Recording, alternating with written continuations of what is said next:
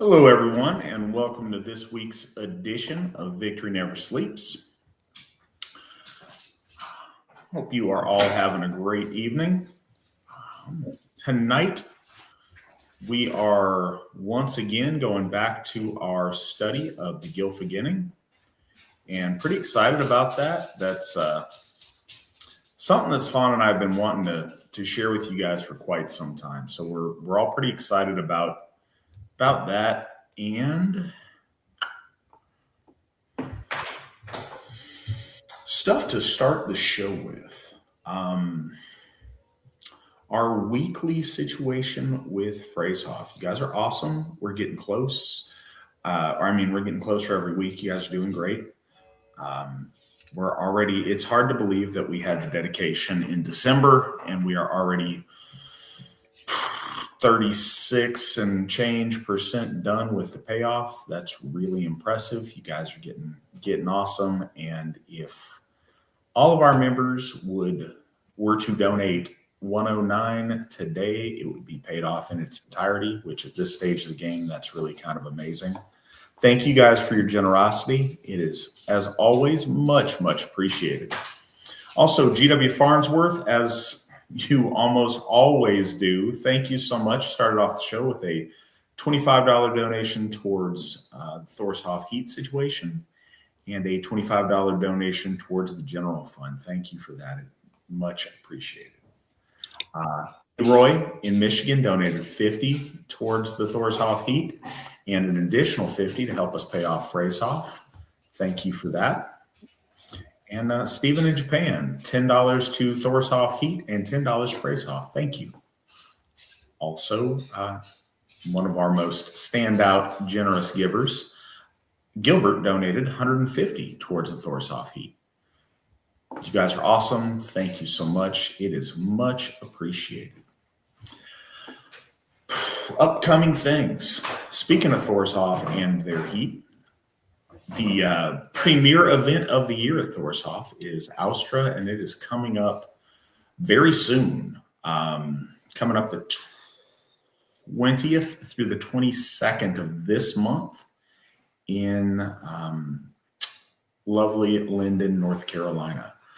I'm going to be there. Svan's going to be there. We would love to meet you guys. We'd love to talk to you guys. So yeah, come on out and join us if you can. Svan is there. He is. I'm here. All right. So Svan. And I should say this: we are going through the veluspow.org version. You're welcome to follow along in whatever version you like, but that's the one we're going to be reading from if you want to get to that. And Svan, where did we leave off last time you were with us? So we are currently going down the list of the Aus, and we had established to everyone that the list is also the same list as the temples as they are being attained. And so for anyone that's wondering, oh, well, what temples are next? It's the list in the Gylfaginning. There is a little side loop we will step into with Holy Freyja, or Freyja, depending on certain people's opinions.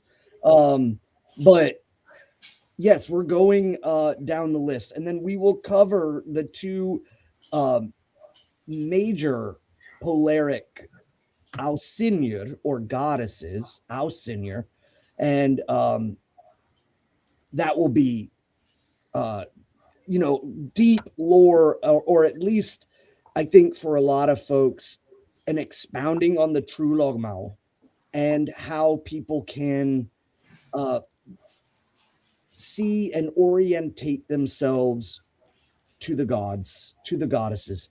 I think it's really, really important, but bear in mind, you can go to runestone.org and there is the True Logmal, which is a very condensed version to make sure that you get everything in order, but it only scratches the surface. And I hope tonight that I can give an idea of how the Gothar and the theological placement and where we discuss the god and try to build our relationship on behalf of the folk can go very, very deep.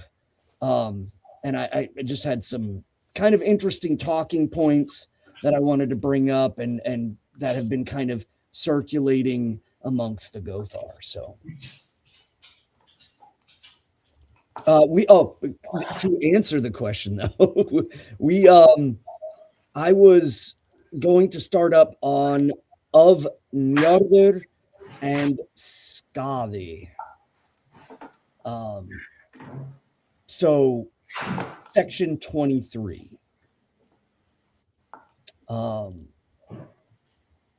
And I believe this is the reason too is I wanted to do a little rehash. We covered this last episode, but I wanted to just come back a little bit so that way we could kind of expound on more things. So I don't know if did you want me to jump right in? Yeah, if you would. Okay. Let's go ahead and get started. And bear in mind, everybody in the chat, the questions that are asked and the questions that are brought in through email, we will stop periodically to answer them. And so, be patient, stick around, and talk to everybody in the chat about the questions or any other things that aren't kind of being covered. But also just bear in mind, this is the core of our faith, and the relationships with the gods, I think, is one of the biggest hurdles that a lot of our members have, especially if they're coming from a strictly monotheistic worldview. And so I think this would be very helpful for a lot of people to start building relationships with the gods, with the Aesir. So, again, King Gylfi is in disguise as Gangliri, and he is the wide but weary traveler who comes in to trick the gods into giving up all their information without knowing his stature. And they are speaking about the Aesir, which is the plural for Aus and Ausinir, god and goddess. And the Aesir, he's going through the list and he's hinting towards poems. So there will be little interjections where we will hear poems mentioned to re-emphasize the point. So 23, he speaks of Njord and Skadi, and I just had the blessing of being down at Njordr's Hof. So the third among the Aesir is he that is called Njord. He dwells in heaven in the abode called Noatun. He rules the course of the wind and stills the sea and fire. That's an interesting, those two dichotomy as well. On him shall men call for voyages and for hunting. He is so prosperous and abounding in wealth that he may give them plenty of lands or of gear, and him shall men invoke for such things. Njord is not of the race of the Aesir. He was reared in the land of the Vanir, and the Vanir delivered him as a hostage to the gods and took for hostage in exchange him with that men, I think that's a typo, called Hjonnur. He became an atonement between the gods and the Vanir. Njord has to wife, and again, the way it's written, he doesn't have to, he has a wife called Skadi, the daughter of Thiazi the giant. Skadi would fain dwell in the abode which her father had, which is on certain mountains in a place called Thrymheimer. But Njord would would be near the sea. They made a compact on these terms. They should be 9 nights in Heimdall, but the second 9 nights in Noatun. But when Njord came down from the mountains back to Noatun, he sang this song. Loath were the hills to me. I was not long in them. Nights, only 9. To me, the wailing of the wolves seemed ill after the songs of swans. Then Skadi sang in retort, sleep could I never on the seabeds, for the wailing of the waterfowl, he wakens me, who comes from the deep, the sea mew every morn. Then Skadi went up to the mountains and dwelt in Thrymheimr, and she goes for more part on snowshoes and with a bow and arrow, and she shoots the beasts, and she is called the snowshoe goddess, or the lady of the snowshoes. And so it is said, Thrymheimr it is called, where Thiazi dwelt. He, the hideous giant, but now Skadi abides, pure bride of the gods in her father's ancient freehold. And I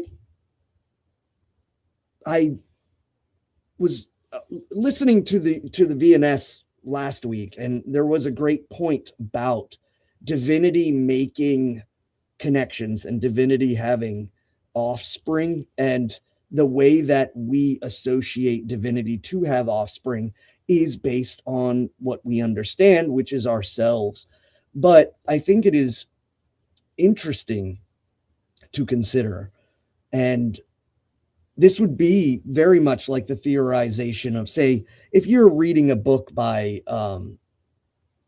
Davidson, and there's theorizations in these books by scholars, but consider that the theorizations that come from us are coming from people that believe and have a relationship with the gods that's very different than a scholar.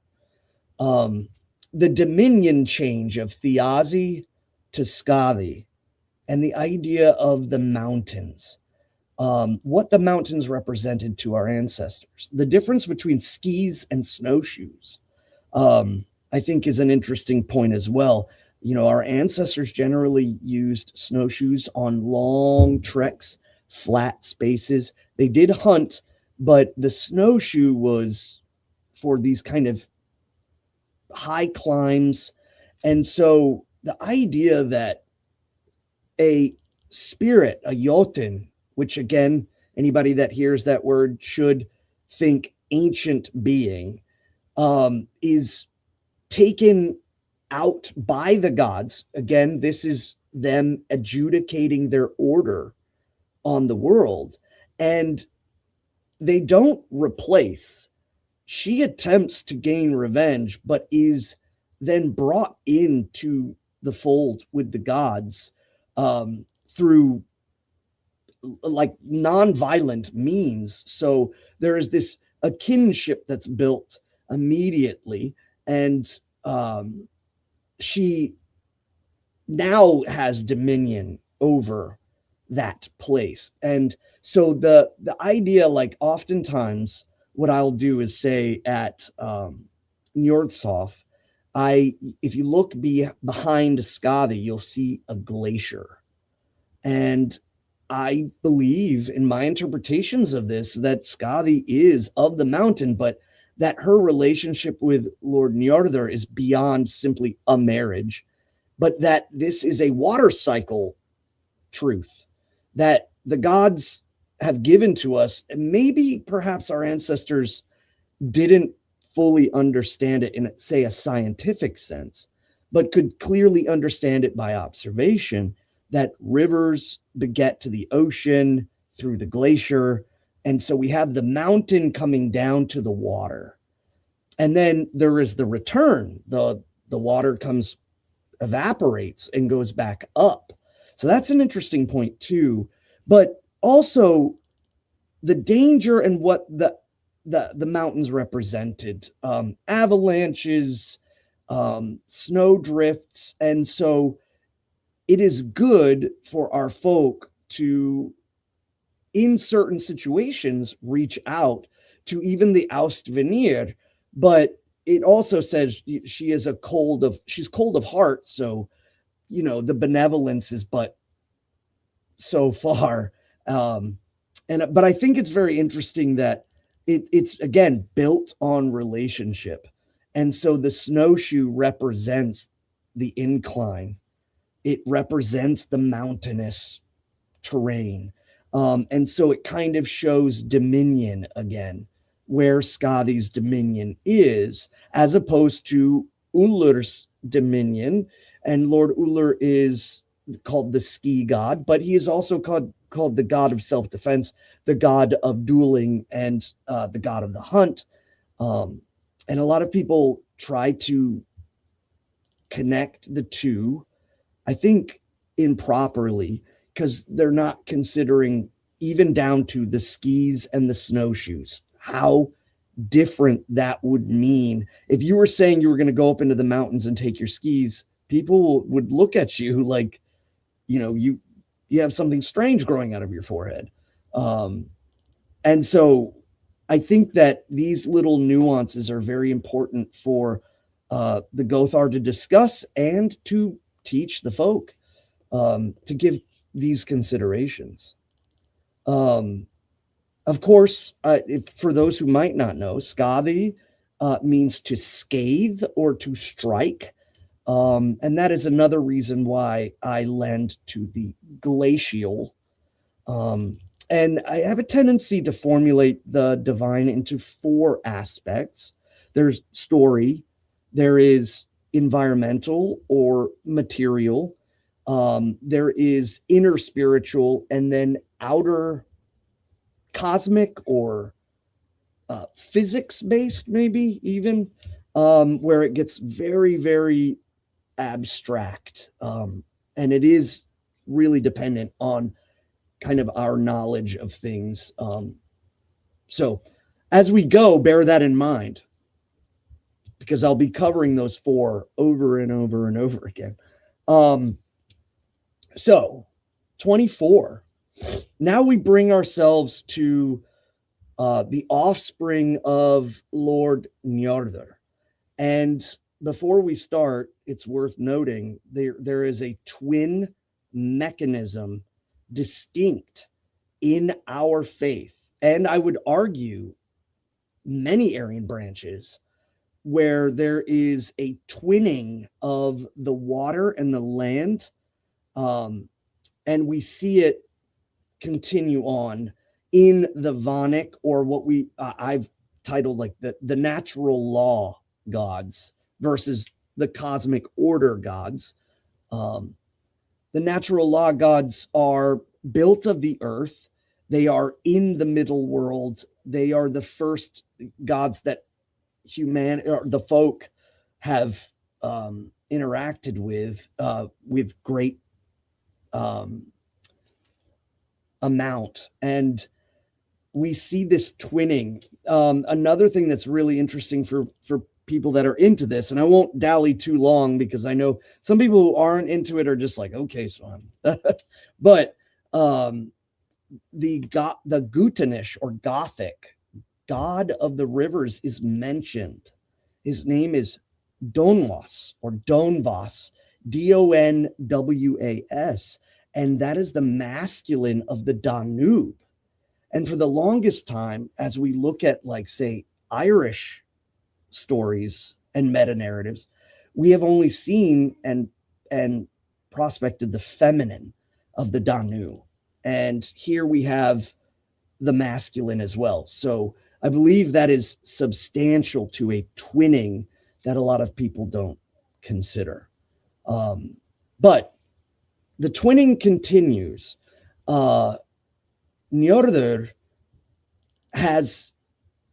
he begets twins. And again, they are deeply connected to natural law. Njord in Noatun begot afterward 2 children. The son was called Freyr, and the daughter Freyja. And linguistically, some people have proposed that the EY is a sound like Freyja, but we're just going to go with Frey and Freyja. They were fair of face and mighty. Freyr is the most renowned of the Aesir because they're connected down. There's no separation. He rules over the rain and the shining of the sun, and therewithal the fruit of the earth. It is good to call upon him for fruitful seasons and peace. He governs also the prosperity of men. And this is why in Iceland there is a quote in the sagas where they are hailed together, Njord, his father, and Freyr, which shows theological consistency, where they are honored and prayed to for good fields, lots of animals, and good prosperity.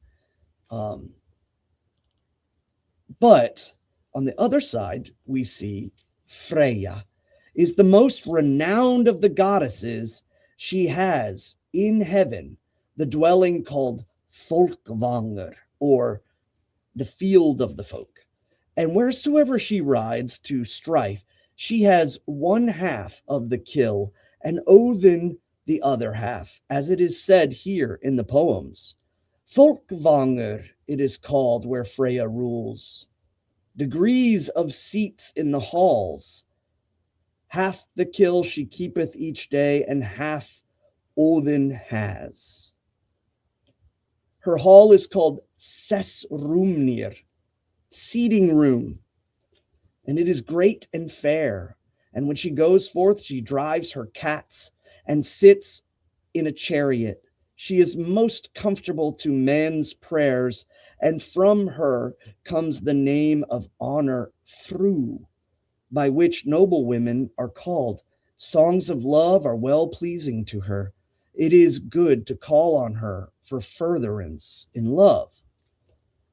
One of the big things is that this is duly noted as a side note. She is kind of downplayed later on in the list of the Aesir because I think she has the focus is here. But it was to emphasize the twinning of the two. And where we have Holy Freyr is of prosperity, especially of the earth, of the harvest, of the animals. We move into Freyja as partially, I would say, a harvesting of the earth through precious metals. But I think the biggest point is beauty. And I think that beauty, and to simply say a goddess of beauty, is underwhelming, because so many philosophers of the Western world, of many Aryan branches of existence, have always postulated the ideas of beauty in regards to purpose and why beauty is important, why there is a necessity to show beauty in the things that we do, in to have standards. And it boils down ultimately to beauty being in juxtaposition to death, that the creation of beauty, very much like the creation of children or the creation of art, is so important. You know, if you have a laborer who has his body and things, that's a laborer. If you have a person who uses his body and his mind, that's a tradesman. If you have a person who uses his body, his mind, and his heart, you have an artisan. And so clearly art and beauty are interconnected into creating a threshold level of like your society, and letting that go, letting that be reduced down or minimalized or turned into some sort of kind of brutal artwork or brutal architecture is one of the biggest flaws that I think we've done in the West. And when we look at Holy Freyja, the affront to her as being the source or the inspiration of beauty. We also see this with the Brasingaman, the necklace that she bears, the emanating force. A lot of people on the internet will kind of say, oh, no, this is a representation of the driving force of that natural law to reproduce. And I think they're partially correct, but they, in modern times, have reduced reproduction down to emotionless, something that is simply done for pleasure, done for committal, or done because of circumstance. And I think our ancestors did not view it that way. I think that they combined the idea that having physical relationship was not simply just that, a transactional idea. It was emotional, it was mental. And in that, it had a sense of beauty that inspired poetry, that inspired men to fight and defend for their families. Did everyone do this? Obviously not. You could slice out someone and say, oh, Svan, they're not. It doesn't seem like your theory holds up here. I'm talking about the greater strata of a society and what ultimately many societies in the West attempted to achieve, whether it was the nobility and grandeur of Napoleon, or whether it was the stability of a nation in coupling, like in Spain just before World War II. So we see that this relationship and its importance coming about, and one of the things it requires is stability. Stability comes from having the food you need, having the prosperity, and out of that comes the ability to facilitate beauty. So there's a couple of things that I'd like to.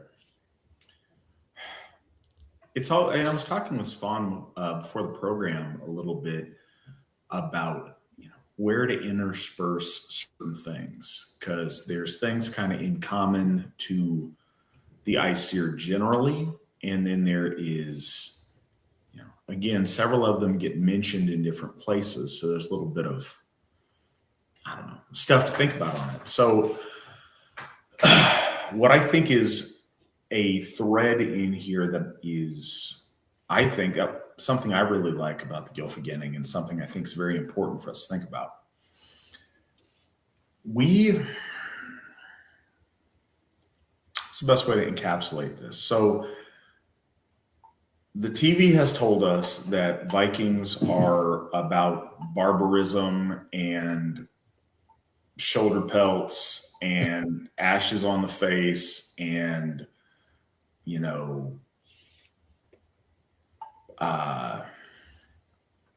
just raw animalness in the best. I mean, they feed in other things there, but something that's not new, something that from classical times, they're written as the other.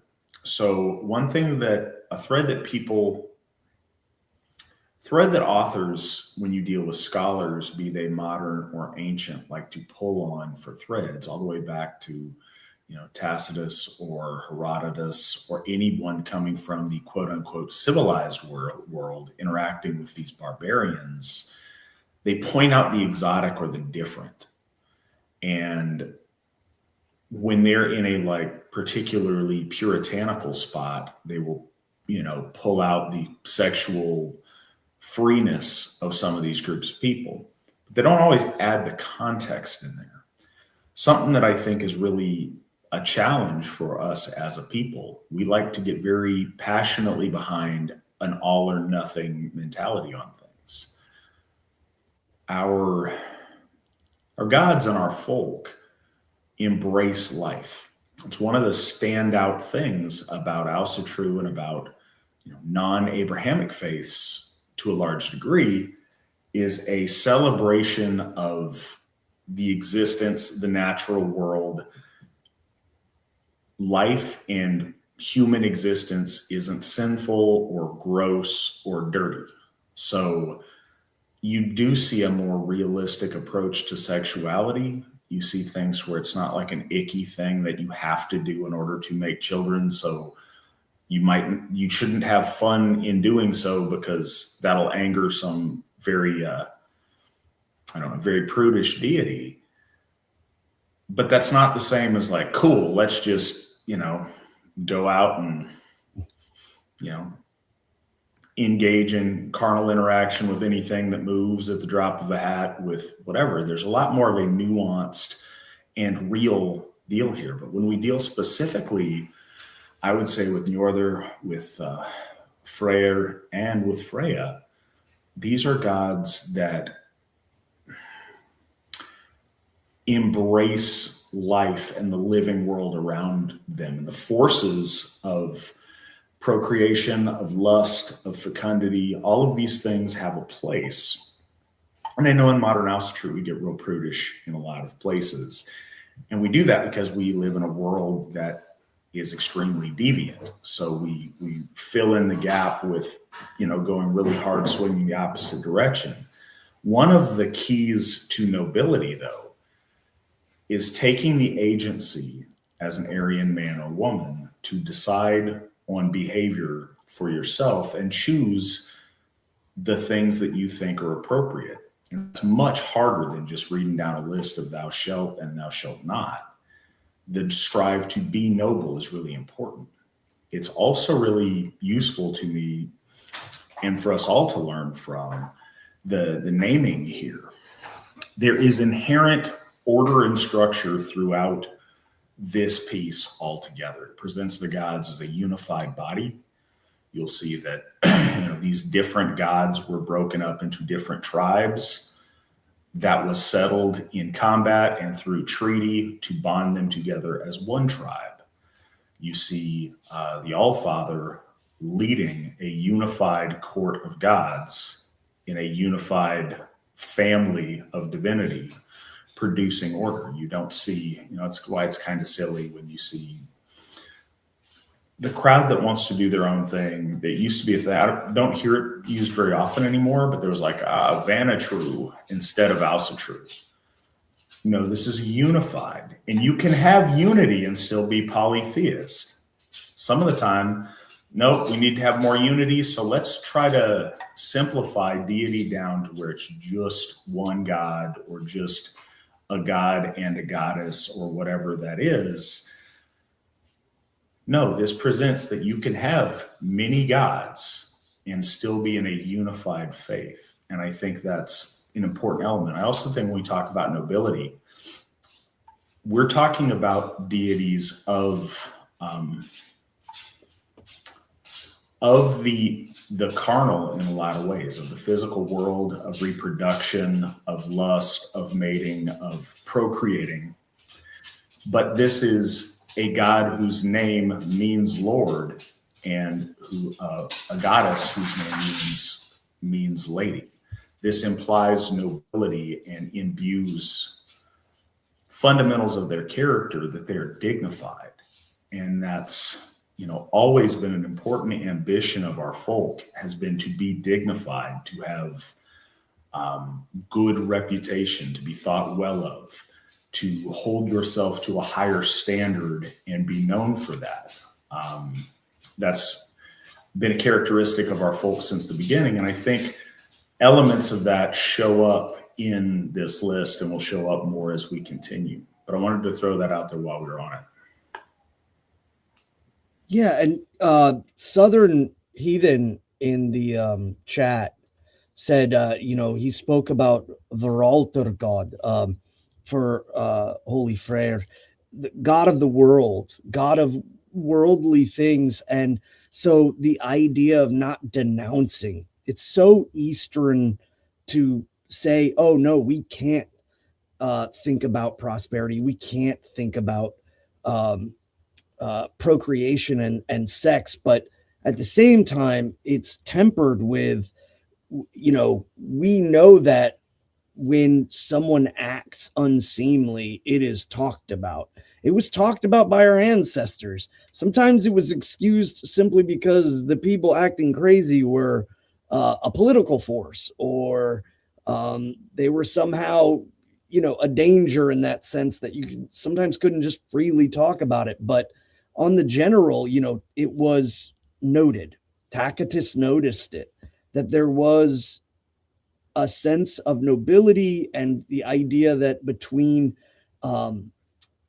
in society that men only have one wife, as opposed to say like Roman society, and that's noticeable, and he's seeing it without all the nuance. So I think that when we talk about the Vanir, we talk about natural law as gods of natural law. They are dominion over and within all of the things that are involved with living a life, living a good life. So But I think that's another thing to point out here too. This is an opportunity and kind of unique in the field. Anyone who's done this for an amount of time, we've all read or familiar with a lot of the primary source material, because we're very fortunate that we have as much as we do. But if you do this for a few decades, you kind of get to where you're familiar with those things. Most often, you have outsiders writing about something exotic. You have Greek authors writing about, coining the term barbarian and writing about these people beyond their borders who, drank full wine instead of like wine spritzers. And you find Roman authors, again, writing about these noble savages that have maintained a lot of their virtue that decadent urban Rome had lost. And that's kind of a theme and a purpose of Tacitus's writing. And you see that with like Christian missionaries writing from a missionary perspective. You see that with Adam of Bremen. You see it with a number of other ecclesiastical authors. And in modern times, you see, Romantic era historians writing about these, strange and distant, fancy people that were so different from them. In this case, we have the author being someone who genuinely is proud of his ancestors, who's writing not that many generations removed from their actual practice, and who's, not writing about them as something foreign or something different, but writing about, his, great grandparents. And that's a different situation. He's writing about something that there's still traces of in his society, to where he's well preserved the literary tradition in a way because he is so deeply connected and rooted in it. We don't get that glimpse from other authors that often point out the thing that's strange or the things that's different. This is talking about something that is familiar and something that is, a source of pride, not just an oddity, or worse yet, something to be, condemned or scoffed at. So it's really unique in its presentation that way. And I think it's such a refreshing and beautiful perspective to come from that we don't get in a lot of the other material. I just wanted to say too, just reminding everyone, if you're on, if you're on YouTube, if you're on Rumble, hit that like, and definitely share the link with other folks so they can come back and watch it. Especially as we're talking about divinity at the core of our faith. So, okay. So in section 25, we move to Tyr. In the old or Icelandic, it's Tyr. That Y with the dash over it's a double E sound. But I hope to discuss some kind of myths and or misconceptions, I should say, once we cover. So then Pause for said, a sec. yep. Before we do, there's something in the chat room that I think is interesting. I think it's accurate to say that the Vanir in a way represent or rule over the forces of nature, but a lot of what has been said, I think, comes from not knowing how chaotic nature is and how many ways it can kill you if you don't force it into submission. And I think that that is that's something I want to talk about while we're here. There is a long-standing misconception about Asatru and nature. Nature is clearly differentiated in our lore between good nature that's beneficial to mankind, and almost always that's the nature that has been cultivated, that's been tended, that's been cared for in some way, animals that have been domesticated or brought under the willed sovereignty of our folk. It also talks about, and this is where the Jotnar are,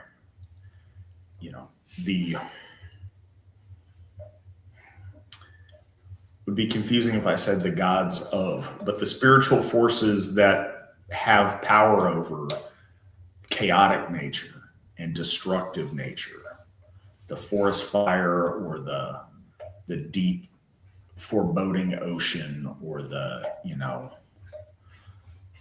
bitter cold of unknown and distant dark forests. You see this a lot from the very beginning, and we've seen it in this poem so far. The gods of order and of willpower take chaotic existence in the form of Ymir, slay that chaos and break it into pieces, and from those pieces shape ordered, useful things through their willpower, like literally through Vali. Shapes is part of the shaping of these things through willpower, through ecstatic spiritual inspiration, and through a pious sacrality. This is formed into the world around us, into the world of beauty and of order and things that are beneficial for us.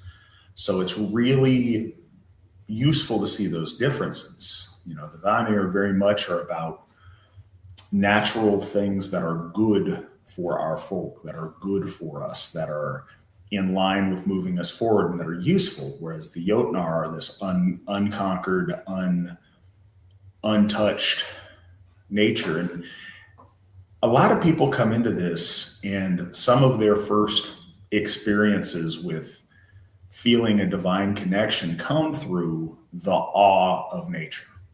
So people will find spiritual connection when they go out in the woods or they go hiking, or, I'm not denying that it's majestic to look at beautiful, untamed nature.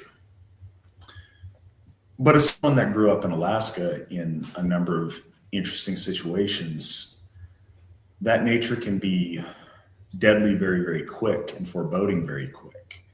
So there's a magnificence at looking at the creation of the gods in a place that is untouched and that is just epic in scale. Realizing the beauty of it and your proportionality to it is spiritually enlightening, and I'm not suggesting it's not. And being in that kind of an environment with the noise of the world closed out to you can facilitate a better connection with our gods, with your ancestors, with yourself. But it's important to realize that our gods are all about shaping nature to what's beneficial to us. And that's a big part of their shaping order from chaos. We see that in like the title Eithivol, the field of work. The gods come to heaven and they find the place upon which they will formulate and build the prosperity for them to move forward. And I think that our ancestors looked at it not as I need to make boats, so I'm going to cut down trees, and that's bad. No, the trees will grow back, and that we are coalescing with order, bringing ourselves closer with the gods in the sense that we are bringing order. I mean, I think there is that moral compunction that all of us have where it goes, say, too far. But in the just general sense, I think all too often people have gone into this whole nature worship, and they don't realize that our ancestors very much controlled nature as best as they could. So, and that was considered divine, a divine. And while we're on it, it's really worth pointing out. And again, we'll take as long to go over this poem as we need to, because we kind of go on these things. It's one of the big parts, if you're new to the show, why we do this is as we're examining pieces of the lore, we expound upon topics that come up that, strike the interest of either us or of the audience. And we kind of, try to thoroughly go over a lot of those points. But one of the things I was going to say, as I mentioned earlier in, just a few minutes ago, we notice when something has gotten malignant and gone too far. And so it's very tempting to swing the pendulum back the other direction equally as a skew from balance and good order. We should absolutely use natural resources for our betterment and for our needs, but part of making use of nature is being good stewards of it, is taking good care of the things that are beautiful around us, and not, it's funny because you get hippies that'll think, if, Svan mentioned the boat, you cut down trees to make something because you need a boat or you need a house. There's some people that would make it sound like people who do that are at war with the trees because they're inherently anti-tree. That's not the case. It's making use of the things around you, and it's making use of, in a lot of ways, the gifts of our gods, and doing it responsibly, just like anything else. There's a lot of things that the difference is how it's done. There's things that can be done responsibly, and there's things that are done completely disrespectfully of the world around us. And this is a world that we share with each other, and we share with a variety of spirits that also occupy the world around us that we wouldn't want to offend by destroying or, making a mess in the world that's around us wantonly. We need to preserve beauty. And a lot of that has to do with how we are custodians of the natural world. One of the arguments that I made in college, much to the chagrin of my professor, was that that these kind of notions, these, perhaps we could call them left wing or whatever they are, the idea is deeply rooted with the universalism and the generality of monotheism, Christianity, or, as I've said, it's a subsect of Judaism. And I bring that point up because you'll always hear preserve the forest. And then we found out that if you do that, and then a lightning strike ignites the forest, it's really bad. But the natives that were living there would purposely burn the forest down and to create the cycle of growth. And it's because they didn't see this kind of timeline of left to right, and kind of creating that morality that's so stark. In reality, they saw nature and the way that it worked, and so they would burn. And I mean, even our ancestors did this, but eventually, they tamed the land to such a degree that they were completely kind of harmonious with it in the time that they were living in. So you see these people kind of saying, oh, don't disturb the forest, don't hurt the forest. And these people are a product of that thinking. And the natives of those lands were like, no, we got to burn the land. And yeah, sure, animals, the fire might be bad, but it's going to improve and reduce fire danger in the future. And so you find these kind of two conflicts subliminally playing out. I think it's worth pointing out, and it's easy to see these things in political terms because in our lifetime, they're topics that are talked about politically often, but a lot of this is part of the soul sickness of our people, to where our folk feel separate from nature, as if there's nature over here and we shouldn't disturb it and we should leave it alone, as if we have no right to be a part of it. And that's not the case. We are part of the world around us. We are part of the world that our gods forged. And we should fully embrace life and our existence and participation in the world, instead of like it's this special thing that we should all butt out of and not be a part of. That's a symptom of that soul sickness in a really, I don't know, in a way that I think appears counterintuitively. I think a lot of the people, I've noticed this growing up in Alaska, the best conservationists I've known are hunters and fishers and people who actively are in nature. Yeah, they kill animals and they eat them and they're part of nature. But you have people in other parts of the country that are very, very urban scolding them because, as if nature is these urban people's private theme park that like you can't touch, it's this special thing, because they are so far removed from it and they have no connection to it. They think they're trying to care for it and preserve it. They don't realize how far removed they are from the situation. And, that's kind of a unique Alaskan experience because it is so remote, and you can go in Alaska so many places that in the rest of the United States, you go out hiking, it's hard not to see a bunch of people around you. It's very easy in Alaska to be on a trail all day where nobody, you don't see another soul, or you can very easily get to areas to where, no white man's ever gone. So really getting that sense of the reality of nature is just something that everybody doesn't have. So you get a bunch of people who have an idea in their head of nature, and then they go out and try to engage in it, and they realize it's very different than maybe what, I don't know, in San Francisco they had in their head that nature is supposed to be like.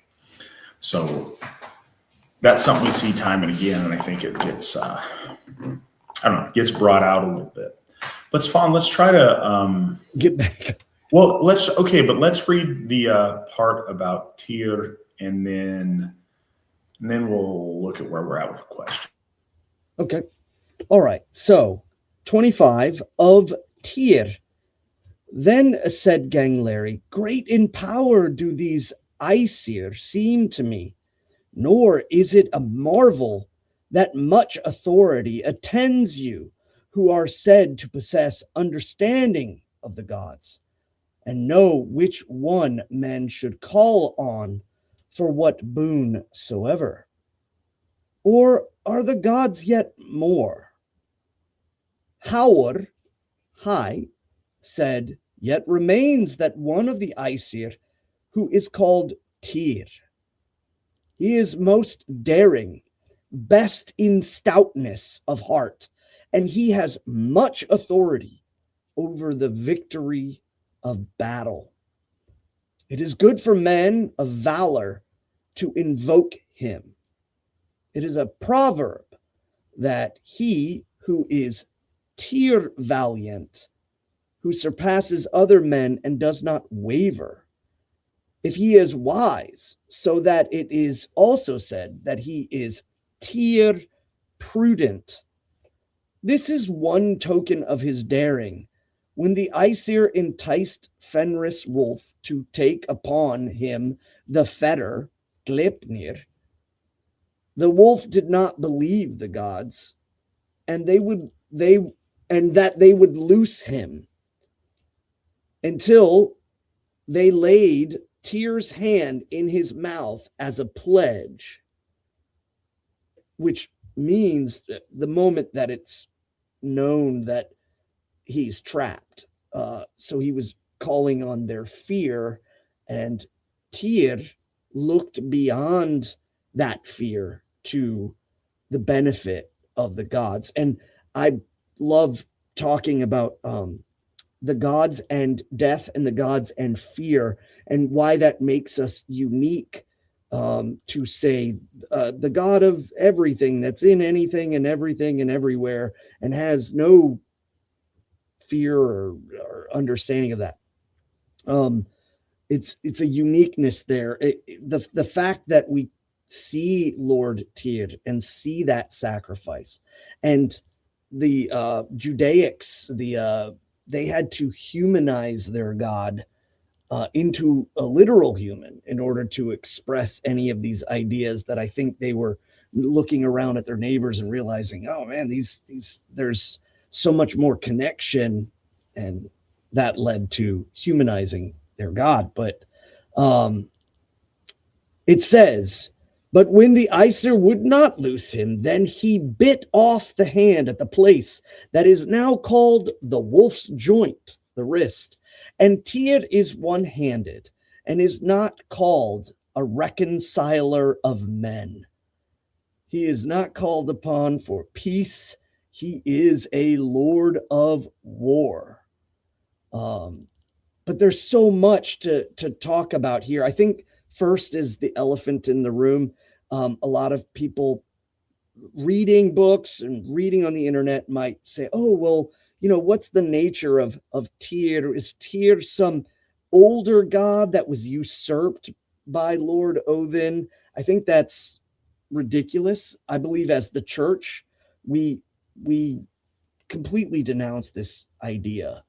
The usage of the word Tyr, going all the way back to Deus, and the nomenclature being attested to variant levels of divine beings, sometimes at the very top, other times intermediately. And some people are trying to scholarly write out Lord Tyr.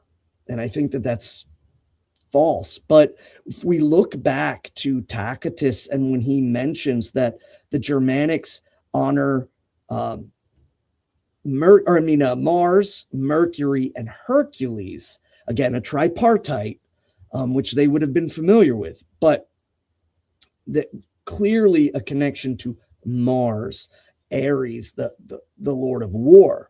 And so we see the Tyr as a lord that adjudicates victory. So observation, judgment. And a lot of people have tried to say, oh, there's no celestial accounts of Lord Tyr. And they're wrong. In the Anglo-Saxon runic poem, Lord Tyr is referred to as the North Star. And again, the singularity, the idea of losing the hand and the North Star being that central point, I think is very poetically and spiritually purposeful. And so we have what I would call the stasis throne of the tripartite. We have the dynamic and the catalytic, and now we have the stasis throne.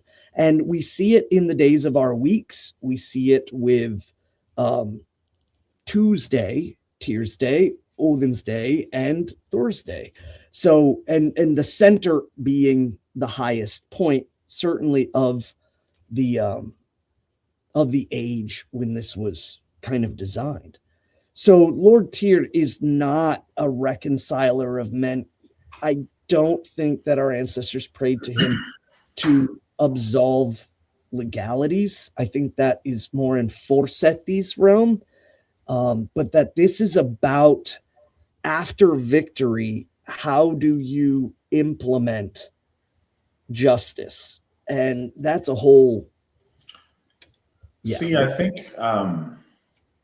that's something that was very interesting when I got involved in Asatru. It was, tier equals justice equals I'm going to court. So tier, please help me get out of my speeding ticket. That misses the point on the reconciliation of men. This isn't about, there's two ways we can resolve conflict. Us getting together and having it adjudicated and talking it out and leaving as friends and shaking hands with some kind of an agreement. That sort of a reconciliation and a mediation is one thing. But Tyr's form of that is, you resolve the conflict through overwhelming, dominating your foe, and you win. If you have to go to that point, it's of the rawness of justice through decisive action. And I think that's a really, really important distinction, especially as we compare Tyr with say, Forseti. And you see that a lot when the Romans would associate him with Mars Thengus, the Mars of the assembly. So I think that matters a lot. Looking over in the side chat. Some great questions. That's awesome, Daniel, that you got to spend 20 years in Iceland. I am struggling to learn Icelandic, and I feel like if I could spend 20 weeks in Iceland, I could get so much closer than I am now. But I don't know if you know if you're a long-term listener, but my co-host is a son of Iceland. He has consumed the rotten shark. And seal and whale. All kind of rotten, fatty delicacies of the sea and the beach. Can I, baby? So Celine donated, I meant to miss this a minute ago and I didn't, I'm sorry, $33 to Victory Never Sleeps. Thank you, Celine. We appreciate that. We've got a good chat room tonight. Got a couple of things stacking up as far as questions. I want to go ahead and get into a few of those. Hail all question. I've owned and operated a successful small business in my hometown for nearly 20 years. I'm now seriously considering a move to an entirely different region of the U.S. where I plan to reopen the business, but under a different name. I know your stance on using the gods' names directly for people and pets, but what about in business titles? Off the top of my head, for example, Thor's Trucking, Ride the Lightning, or Odin's Ice Cream, Taste of Divinity. Only if it's mint chocolate chip. Sorry, those are cheesy, but you get the idea. As always, excited for another great show. Hail the gods. Like and share, everyone. Just want to put a plug out there first. If you are moving from where you are and moving your business, you should move your business to Jackson County, Tennessee. We'd love to have you here. We're building something great. Trying to get all of you guys who want to and who are able to come join me so that we can really be a presence here. But wherever you go, Svan, do you have some thoughts on that? I looked at it earlier and I've got a couple, but I want to hear your thoughts on this. Well, I think firstly, it depends on context. I think that if you remain seemly and upfront and upright about it, I think it's perfectly fine. In actuality, it creates interest and an ignition in our folks' soul about learning and reconnecting to the gods in a positive way. We've seen it in negative ways. We see it with kind of, the movies, and sometimes I see silly things like there's one in particular with Holy Freyja, where I think it's like a bumper sticker or something where it says, if you can't lay them, slay them. And I just thought that that was like kind of really missing the point and reducing her dominion into kind of a comic-y sense. Or maybe I'm just too stuffy, but I think the idea would be to incorporate the gods in a sense that it's beneficial, like the examples that you gave. Naming and things like that. It seems to be that our ancestors did not allocate names singularly. That Thor, Lord Thor, was his own, and they wouldn't name their child like as the singularity, but Thorstein, Thorbjorn was perfectly acceptable. And in this case, I kind of think it follows the same rules. You're seeing like, Odin's mead, I think, is a brand of mead, and I don't think that that's bad as long as it initiates good conversation and progresses forward the ignition of our gods in their people. I think it would be fine. But if it goes into something kind of, just unseemly, I wouldn't suggest it. is basically what I'm saying. I did. I think we're gonna hop back. Oh, there we go. So,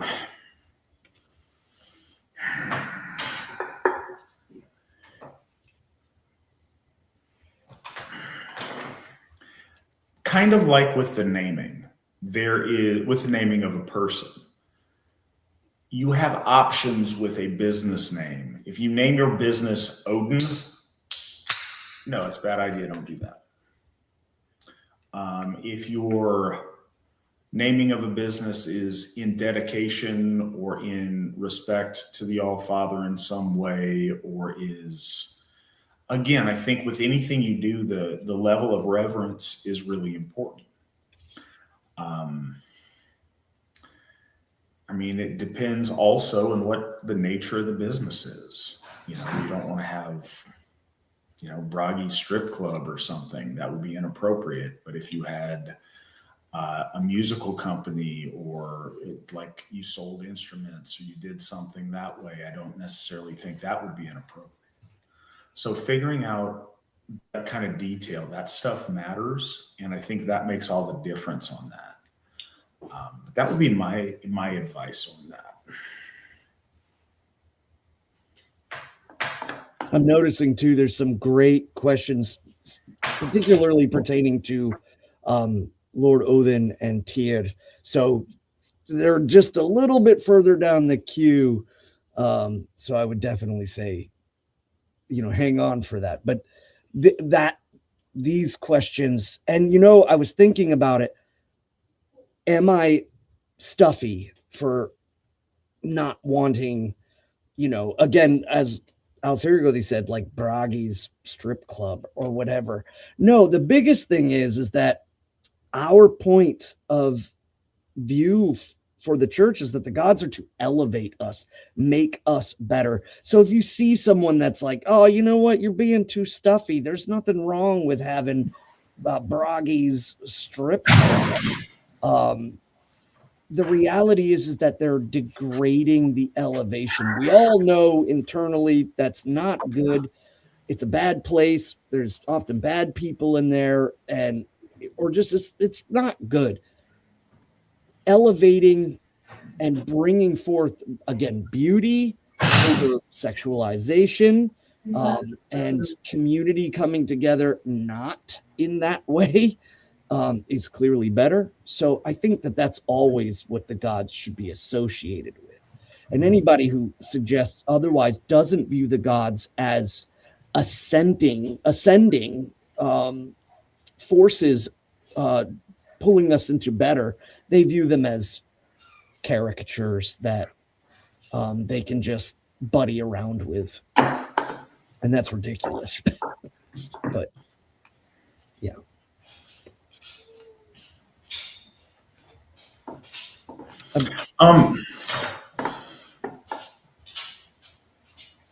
Anyways, no, just looking over at the chat. All right. I think we were on the pre-game story or question. Yeah. Over in the VNS pregame chat, we talked about motherhood medals. Is that something the AFA has ever considered doing as an encouragement for babies and family building? Yeah, that's something we've thought about in the past. It's gone over a couple of different times. It's not something that we've ruled out. It's certainly not something that we're against. It hasn't really moved forward a lot. I'd certainly be willing to consider that and consider how that looks moving forward. But I think it's a really cool idea. I'm not opposed. We certainly want to build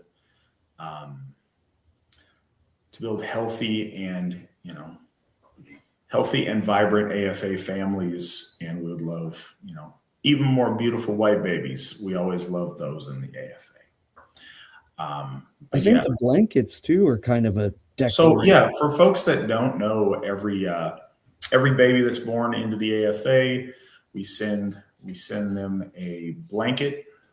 My wife's actually in charge of the sending out blankets. We've got a number of different AFA ladies that either quilt or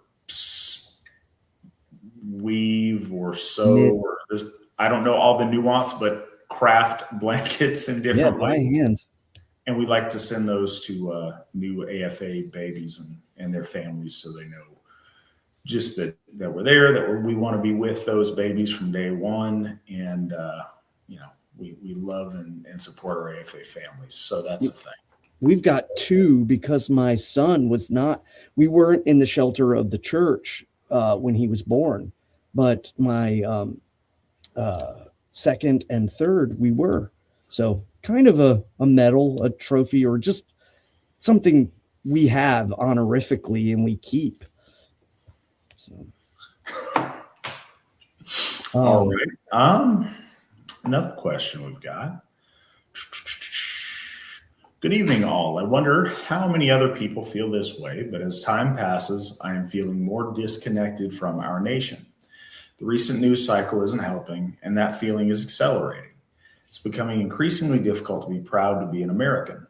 That said, I'm glad to be a part of the church, or of a church, that is made of tight-knit people who have each other's back. People like us cannot rely on old institutions as they become increasingly corrupt and used as tools to our disadvantage. Just wondering if you have any thoughts on this matter. Appreciate all you do. Thank you. I can read, I promise. I want to let Svan hit that first, but I have a lot of thoughts on that. Go ahead, Svan. All right. Well, Austin, I hope you're still, with us in the chat. But I think that it really does boil down to what if that's purposeful? What if the intention is to dissolve it?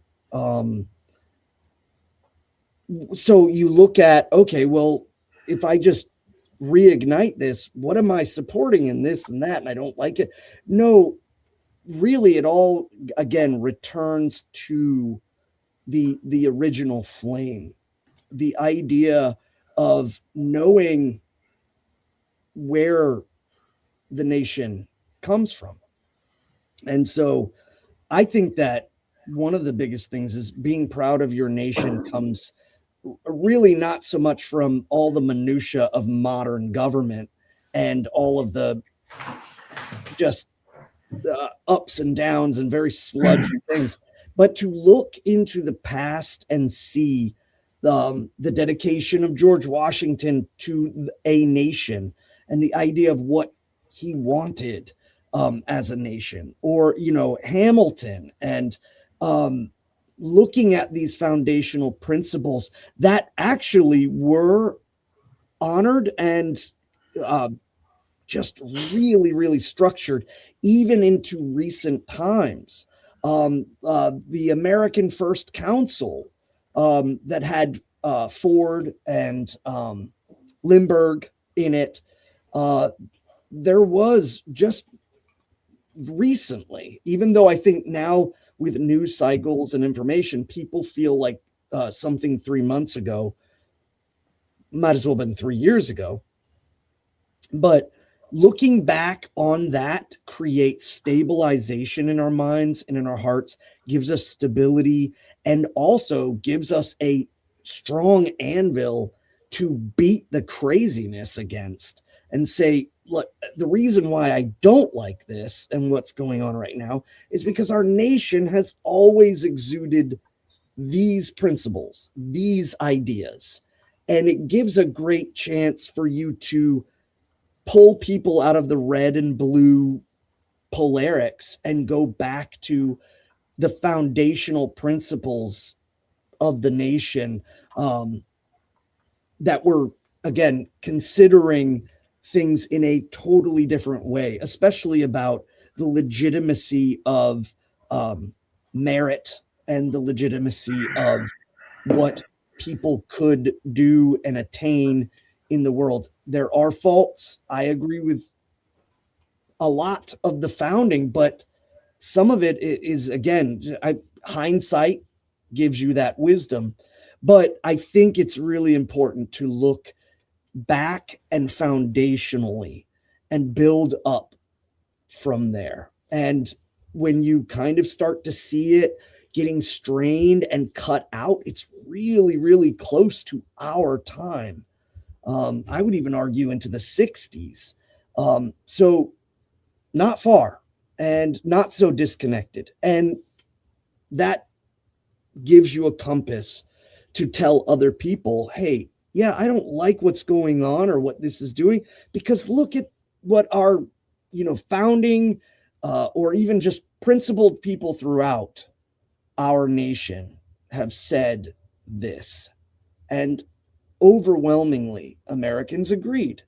So, yeah, the real problem is that in that short span of, the information, 3 weeks to 3 years kind of thing, there is a utilization to disconnect people from the spirit of our nation. And I think that we should resist against that. I think it's worthy to resist against it and understand that as of just recently, there is this overwhelming kind of separation between government. These organizations are doing terrible things to the very people of the nation and other people in other nations. And we see with all of these things going on how deeply they're corrupted or influenced by foreign governments, by agents who are blackmailing members of our government, all of these things. Terrible stuff. And the reason why it's terrible is because we can look back and see what is good. So that stuff is the stuff that should invigorate you and have that connectivity and take it then more than just the surface level, perhaps patriotism or, civic, nationalism, if you will. Because all countries can falter. And if you believe in the core, then even more so what you dislike. And that helps you with you're not disconnected.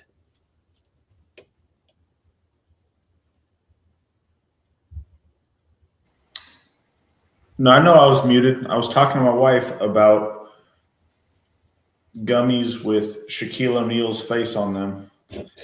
I don't know why these exist, but they do, and it meets my macros because I've not fulfilled my carbohydrates for today. They exist so people like you will buy them, sir. My lovely wife bought them for me. Don't judge me. So, all right. So,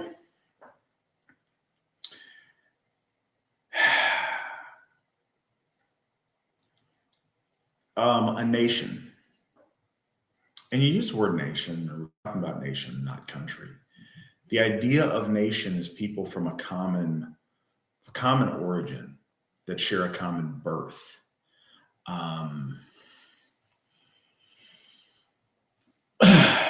And I think that when you're in a country that is made up of homogenous, the more homogenous your country is ethnically, religiously, and culturally, the more you have commonality with your neighbor. The less you have in common with the people around you, and the more that what binds you is largely geography, the harder it is to feel patriotic. We struggle with that a lot, the more we don't feel like we have connectivity and commonality with our neighbors on any of the things that matter or that are important. And that's really unfortunate. I think your question, I appreciate you asking it, and I think it's something that a lot of us struggle with and feel a lot of the time. I think there is also an inborn thing within us as noble people to embrace patriotism. I think patriotism is wonderful and born from the most noble and the greatest intentions, and I would never want to speak against it. It's like you have the courage to ask the question. A lot of us don't want to bring it up because we don't want to alienate people that we have deep respect for. People don't want to part with an intense American patriotism because they know people who've served. They may have family that have served. They may have served themselves. We have this, these traditions, this root, this legacy of people that we deeply respect and admire that are national heroes. My people in this country go back since before the revolution that I can name. I think there's several that do, but very specifically, I can trace my people back to, colonial Virginia and the colonial Carolinas. And you don't want to part with all those good things that are and have traditionally been such a special part of your family. Now, I say that not to you directly, but to anybody listening, because we have people that, maybe they're first generation Americans, maybe they're, ancestral Americans. It's hard for everybody. And it just kind of is what it is. But, and this is obvious, but it's worth making note of. You are where you are. And I think a lot of people in their head think that it's so much better someplace else. I think for our people right now, it's not better a lot of other places that we might think in our head it is. And even if we think it's better someplace else and it is better there, it's very hard to uproot and immigrate to those places. But those are all things, to think about if that's something that you genuinely feel moved to do. But in the meantime, you find yourself where you are. And the news and current events and politics and whatever else can and does bring us all down in a lot of different ways. And I say all of us on this broadcast, but folks on the other team too, when it goes a different direction.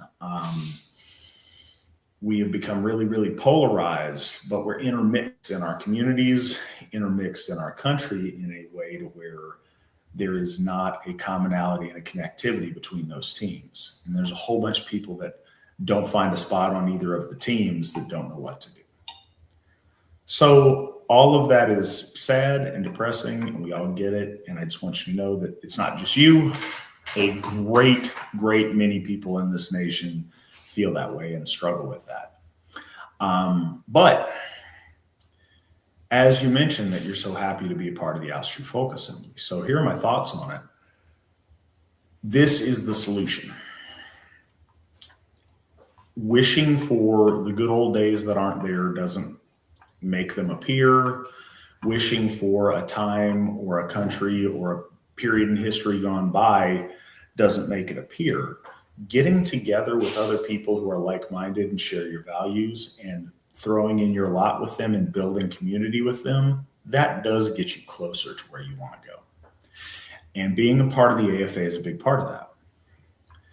I think that the AFA and AFA membership is a buttress against all of the things that we worry about in the world.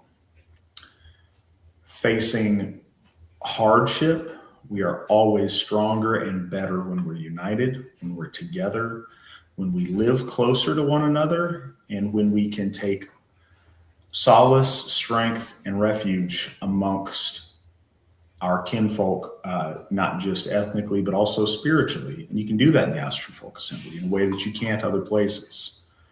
Being an AFA member, we're trying to build community surrounding all of our Hoffs. And I'm trying, as I've plugged several, or already in this broadcast, and I'll continue to do so, move to Tennessee. If you get close, literally trying to build that with my neighbors and people close to me to where we can have that community in a very real weekly, a couple times a weekly, if you want, way. That it may seem simple, but I do think that is the solution. In hard times, we are better situated to navigate any kind of calamity, any kind of difficulty, be it a bigger thing, an environmental thing, a geopolitical thing, or just personal stuff in your life. We're always better poised if we're together and if we're united. And if things go amazingly and things go great in the country and you feel these feelings, shift over time, we have a new American golden age, we're best poised to celebrate that together and unified and to be a big part of that together. So in all cases, putting your energy into a group of people that is in a scope that you can contribute, have people who know your name, who you know their name, who can shake your hand, be your friend, and help you build your family and your life together, and who you can help build families and lives together. That's what we're doing. And that's what we get to do together. And it's something that so many people out there don't have. And I hope they find us and can come home here, assuming that they're, heterosexual white folks. But that's what we're doing. And I think we're making really good progress at that. But it's a really good question. I'm glad you brought it up because it's something on a lot of people's minds.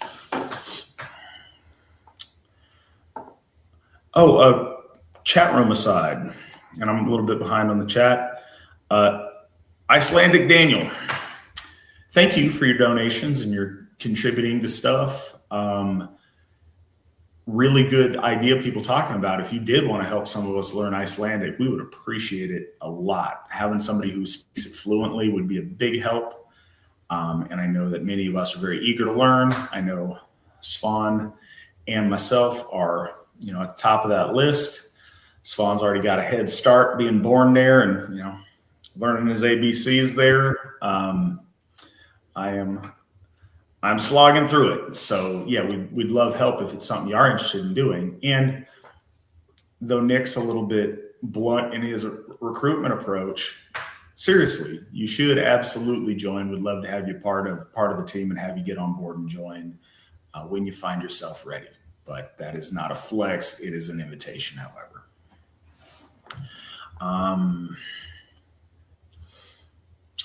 Next up,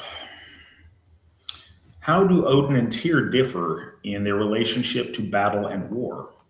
In our personal battles, when should we call upon which? You said before that the gods can be called upon for any purpose, but doesn't it seem to explicitly state here that gods should be called upon in specific circumstances related to that circumstance?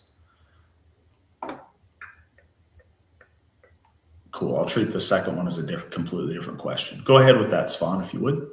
Yeah. One of the things, the first part, how do Odin and Tyr differ in their relationship to battle and war? My interpretation of their interconnectedness to this very primal part of our people and nation is the same as kind of how scholars have referenced Lord Odin as the psychopomp or the carrier or is involved in the processes of the soul. That's very, very clear. Whereas Lord Tyr is not. And I would say that kind of gives us the notion about there is the souls that die in battle and the concern of being chosen, because Val is often translated as slain, but it also means chosen. So the chosen souls getting a chance to breach and join with the gods in the upper realm. We've spoken about before, heaven is not open to every ignoble soul, and we've seen and met enough to know, like, that's probably a good thing. And that aspiring to be noble enough to be chosen. Whereas when I mentioned earlier with Lord Tyr about nation, about adjudication of lands, about borders, about resources, and these things, I've always taken Lord Tyr to be more of the living of the battle, what to do after victory. And we've talked about this because a lot of people will get in their heads, you die in battle, you go to Valhalla. And it's very, very kind of rudimentary. And I think what really is going on is there's an intricacy level of the battle and looking at the individual soul and their actions, and that if they're in a situation and they rise above, I mean, we can see this even to today in modern battles, at this bravery and doing what must be done and hopefully being chosen, kind of proving to Lord Odin that you kind of descend away from all things. And the only thing is the moment. And that moment may end in your demise, but you rose to that moment, even despite fear, and kind of ascended that. However, battles are battles upon battles upon battles. It is the war's totality that I think Lord Tyr is kind of that dominion is laying upon him. And that's because Lord Odin is concerned with the souls and the way that the might of the souls, whereas Lord Tyr, again, giving victory, but in kind of a broader and living sense. Judgment, rulership are in relation to, say, like perhaps like government. I think Lord Tyr has a great amount. Can you pray to Lord Odin for that? Absolutely. But we see in the story when Gangleri is asking, like, who should men pray to? One, we should look at the nature of that relationship. What are they attempting to say in this dialogue? One is that the way that religiosity definitely worked was relationship. I think that it's telling a little bit that there's Christian kind of overtones, perhaps even in the thinking of Snorri Sturluson, where either he's trying to demean the understanding that our ancestors only looked at the relationship with the gods contractual, or I would argue that many or much of the way in which monotheism works is contractual, because if you don't follow the rules, you get the bad things. But the overarching relationship points, or what we as the Asatru Folk Assembly talk about, is, yes, the gods are great divine beings, and if they overlap in some sense of dominion, it's because they're wielding primordial forces that they have manifested and shaped to aid in creating order and for humanity, for the folk. So we have to not, this god is the god of this. And I think a lot of people, there's like two sides of that. You got the abstract folks who are just like, all the gods are really just the male and all the goddesses are the female. And you kind of see that in the New Age movements. On the other side, inversely, you have scholars who are desperately trying to say, no. Lord Odin is this title, this god, and none of the other gods can touch what he's doing. In reality, he's really just those gods. They're just getting lumped into him. And so they have no respect for the divine, and they mold and push their concepts of the gods into little boxes.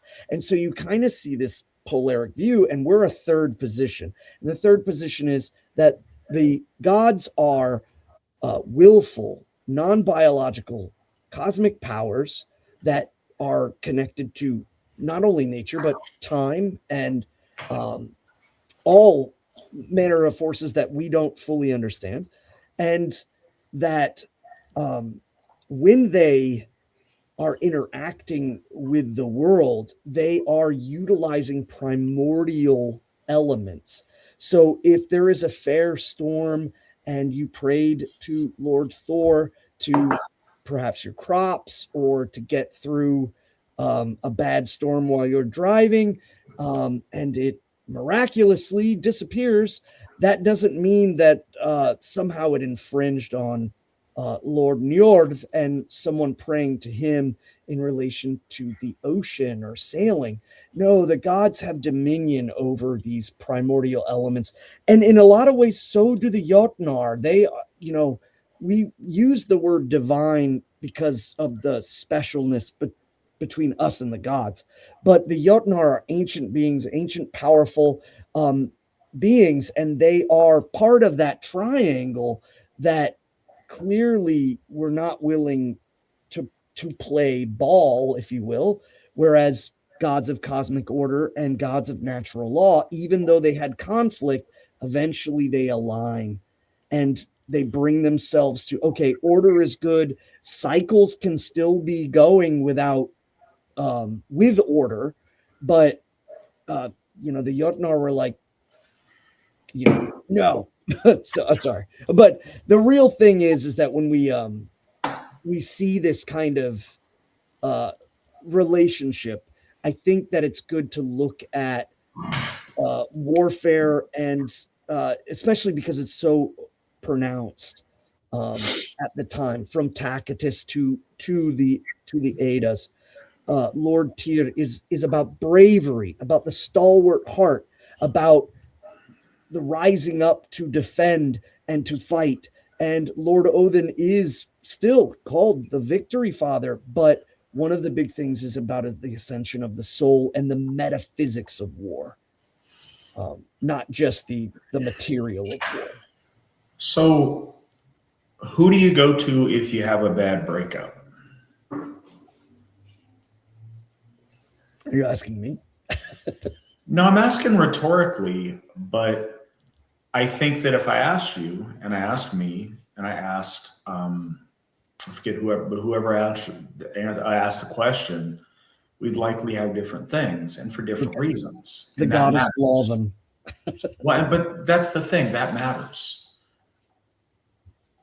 It's not a one size fits all on our gods, and it depends the reasons you go to different people. Do you want to talk to your mom about it? Because she's going to give you a hug, and she's going to, maybe make you your favorite food and, dust you off and make you feel better after you got knocked down. Do you want to talk to one of your friends? Because they'll take you out to the bar and help you forget about it and, lean into like, it's her problem. Screw her. Let's, whatever. Or, let's get your mind off it and do this fun thing. You want to talk to one of your good friends that's a woman that, just gives you some perspective, like, where did it go wrong? What should I learn from this? What's going on? It all depends, and those are all valid reasons. the gods in a lot of ways are like that. You're going to find some people you would not go to in that situation. Man, I don't want to talk to my brother because I know what he's going to say, and he's a jerk and he sucks at these things. I'm not going to talk to my friend because he's 60 years old. He's been a bachelor his whole life and he's never had, anything good interacting with women. He doesn't know what he's doing. Or I'm not going to talk to my dad because he'll tell you, I told you so, and I told you. There's plenty of reasons not to go to different persons. And I don't ever want to bring the gods down to our level, but we need to start at our level on our logic of how we understand. The gods are at the very least, they are sentient, willful, individual beings that exist and that have agency. More than that, they are at least the very best of people. They are much more than that, but as a starting point, they are that. There are gods that have similarities or seemingly overlapping areas of expertise.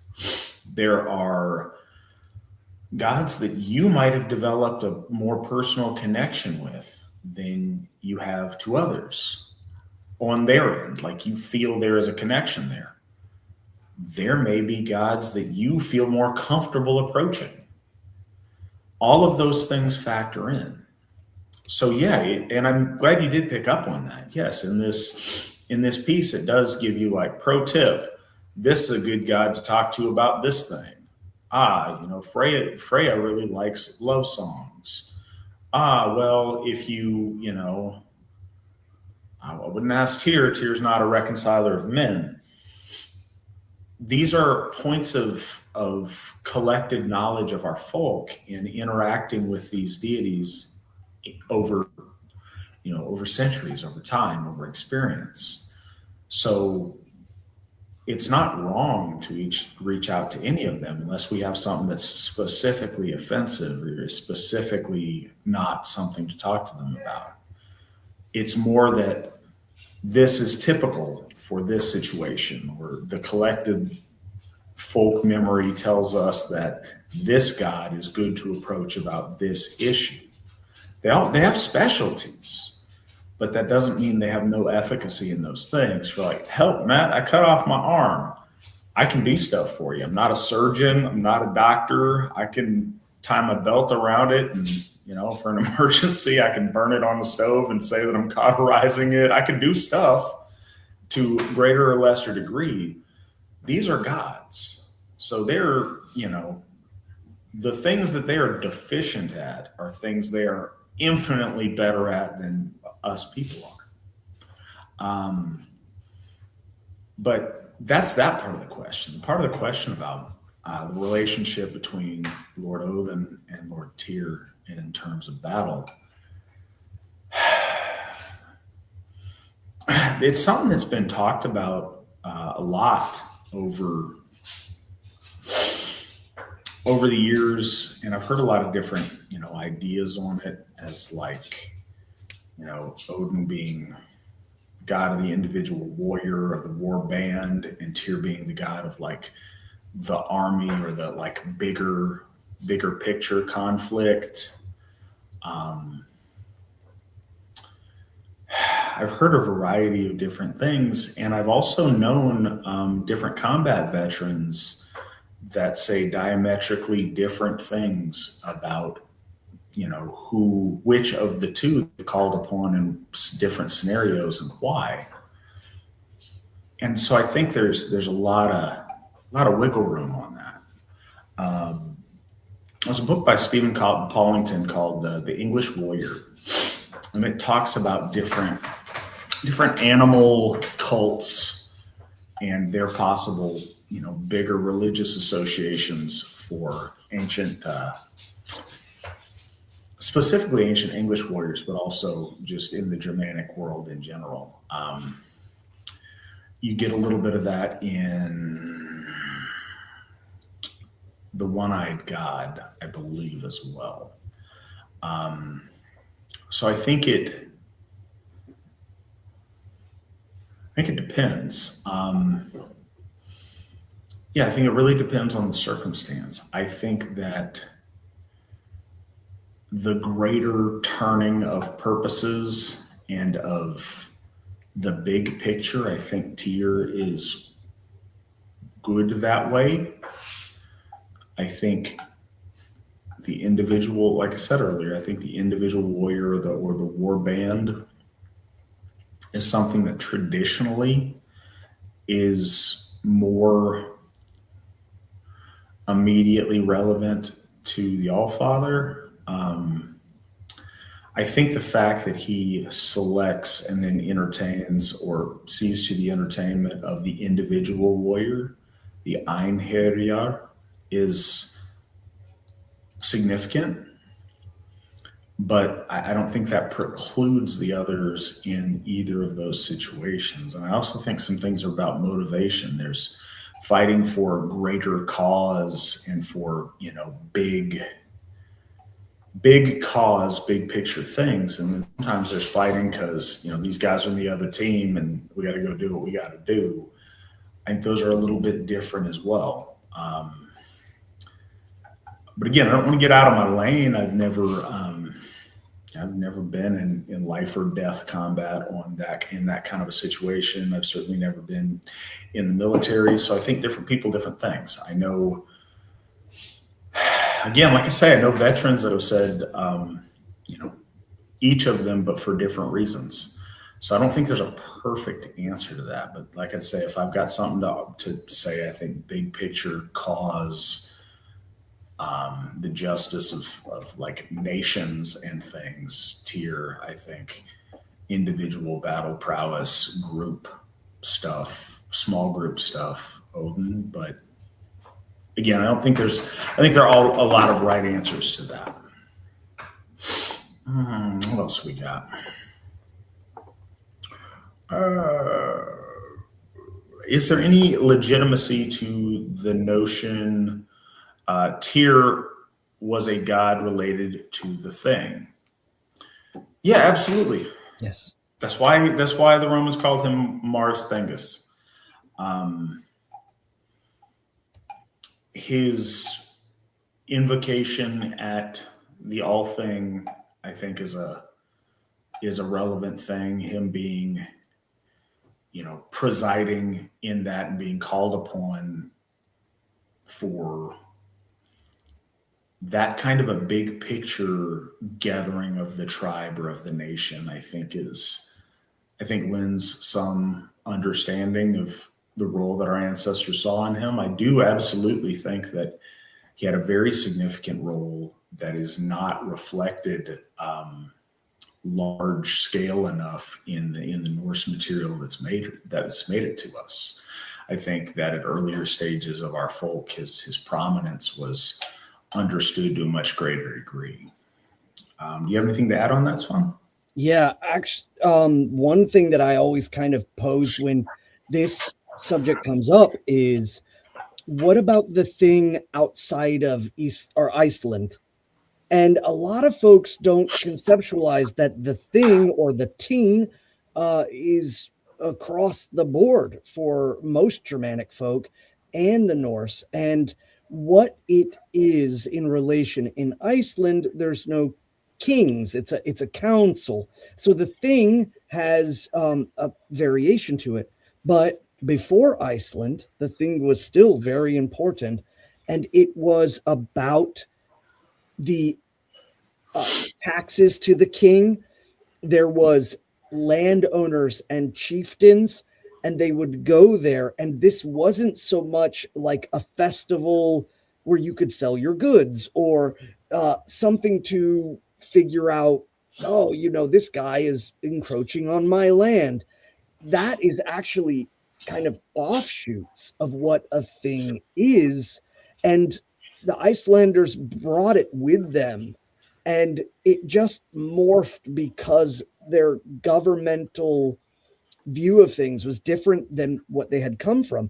But the folk thing or folkting, the storting in Norway, there's the lagting and the landsting, even in Greenland. And what this really was justice by justice by governance. It was not so much cases or getting a chance to kind of hang out with people. Those are side effects to getting together. The whole point of it was the king or the lord or a group of landowners and folk that had memorized the law were getting together and setting governance and putting things aright, because they knew they had to repeatedly do this or things would slip into anarchy. So calling upon Lord Tyr in that sense, that's kind of what I was hinting to with not so much the god of justice and get me out of a parking ticket was funny. No, this is more about the justice of governance and an understanding that stability and that right action keeps people in good foundational sense, which is the proto wording for nation. And so I absolutely think that Lord Tyr is the god of the thing or the council or the great assembly. Also, he's referred to as the lord of the protectors or lord of the temples. And I think, again, this goes back to not only is it Lord Tyr, but also Lord Thor. He's referred to as Ve-Ur, the strength of the temple. I feel like this presents support in the tripartite, as you notice it specifically with Lord Tyr and Lord Thor, that there is this sanctifying of and protection of and power of the temple, the divine connection that comes with them, that pinnacles up to Lord Odin, the master of mysteries like spirit and ecstasy and the things beyond the physical. So, but Alcirgo, they brought up that great point. There is a podium, I guess is the right word, that was found in England, utilized by the Roman soldiers that were there, and it specifically mentions Tyr as the Mars Thingus, whereas we also see it in connection to the rune poems in Iceland. And so I think it's just that people have a misconception about what a thing is, and they don't ever think of it outside of an Icelandic frame. Very, very important all the way back. I think even Tacitus, when he speaks about how they're able to carry weapons in front of the king, I think he was witnessing, or at least accounting, a thing. So a lot of that has to do with power. I think the power of kings. I think that our ancestors denoted themselves back to the gods in many different lands. Sweden, of course, Lord Freyr, the Anglo-Saxons, Lord Odin. And I think, too, it could be easily said, and with Lord Thor and Lord Tyr, I don't think that if I was to promote this idea, that it would somehow make an affront to Lord Odin, because obviously we see it with Lord Frey and no one bats an eye. But these connections to governance and kingdom and ensuring that everything is running properly, because the moment something kind of falls off or shifts, it starts a domino effect, and eventually you have to write it, and you can write it, or it could spill out and fester depending on, I guess, the nature of your people. But yeah. There you have it.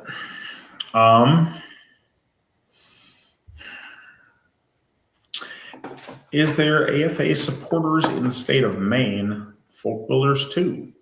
There's not a folk builder in Maine at present, but we have had folk builders in Maine in the past. We do, in fact, have members in Maine. Now, Maine is a pretty big state for East Coast geography. Nearest folk builder we have is Ron Boardman in New Hampshire. And he does do every couple months. He does do a moot in Maine. Yeah, he goes up into Maine. That's true. And Jordan Wardrop has talked about coming down from. Okay, so I lied to you. I'm sorry. That is not the closest. You mentioned Jordan. He is a folk builder. I was looking the wrong direction. He's a folk builder in New Brunswick, Canada, and he is like almost on the border with Maine on that side of the state. And then I lied to you again because I was going to mention all of the New Hampshire ones. We have 3 folk builders in New Hampshire. Sure, we have Tyler Saugert. We have Ron Boardman, as I mentioned, and we have Angela Robichaud. And she is technically closer, but just by a little bit. But yeah, we've got folk builders on either side of you, and we do have members in Maine, in case that is useful to you. Actually, I just remembered Angela will be moving to Maine pretty soon. She actually bought a house. There you go. So we're fixing to have a folk builder in Maine in relatively short order. So I'm glad that you asked. And Nick, thank you for the intel.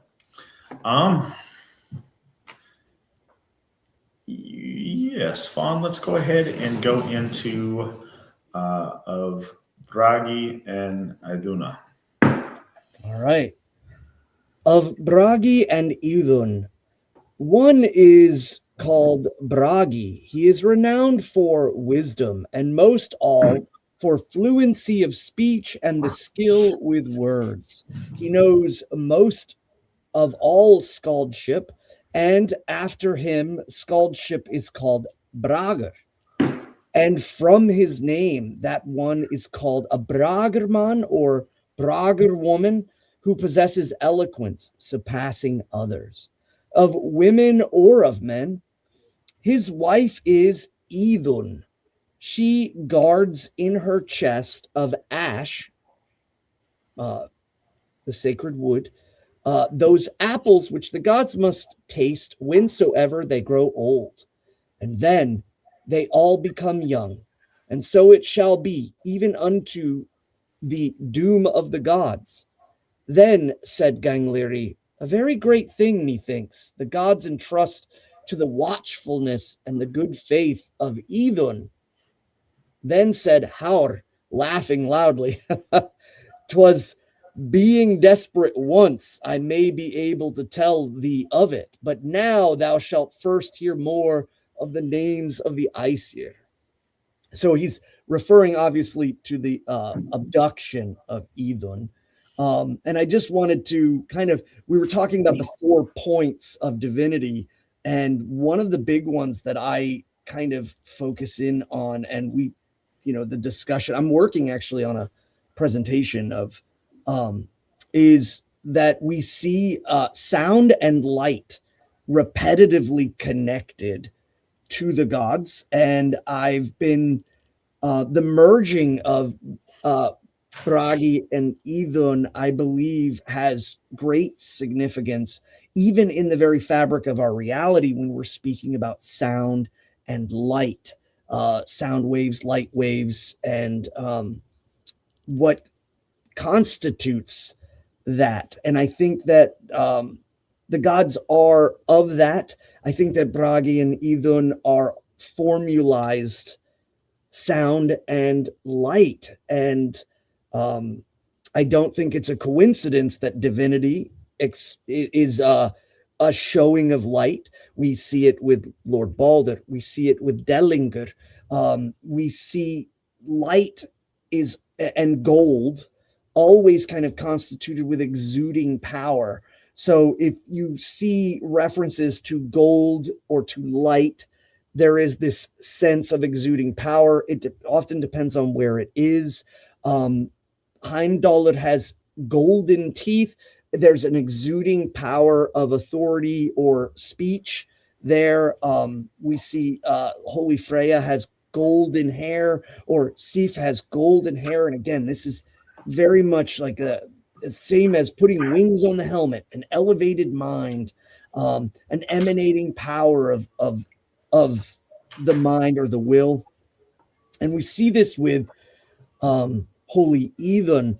A common thing that you will see in all Aryan branches is that the gods are sustained by this glint or glimmer, this ultra rare or extremely finite and fragile thread that holds them to maintaining their course. Of course, in our stories, it translates to when they grow old, they eat the apples and they are immortal. And if they didn't have the apples, they would just simply die. But on a cosmic level, we're looking at it as, these great beings are still required to formulate and cultivate the essence that keeps them going.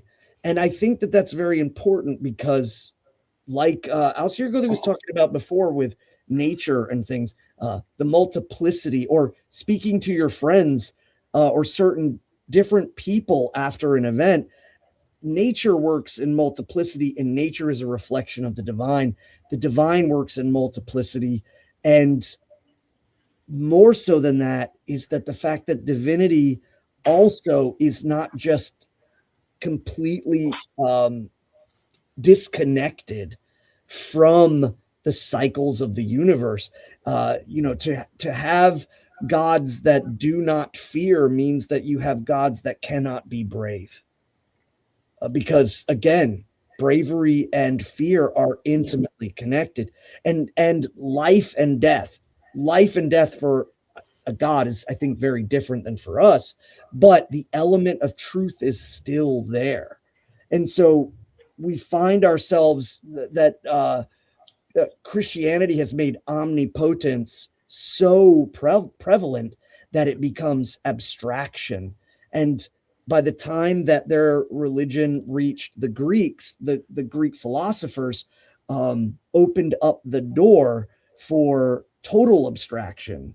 And it, faceless, nameless, sure, God, but it was very important for them to humanize, because I think it was spinning so far out of control with this disconnected sense, and still ultimately leads to that with many philosophies of materialism kind of rejecting the omnipotence of one nameless, faceless, all-present thing when they try to look at, well, why is the evil here? And, in the book of Job, he's arm in arm with evil.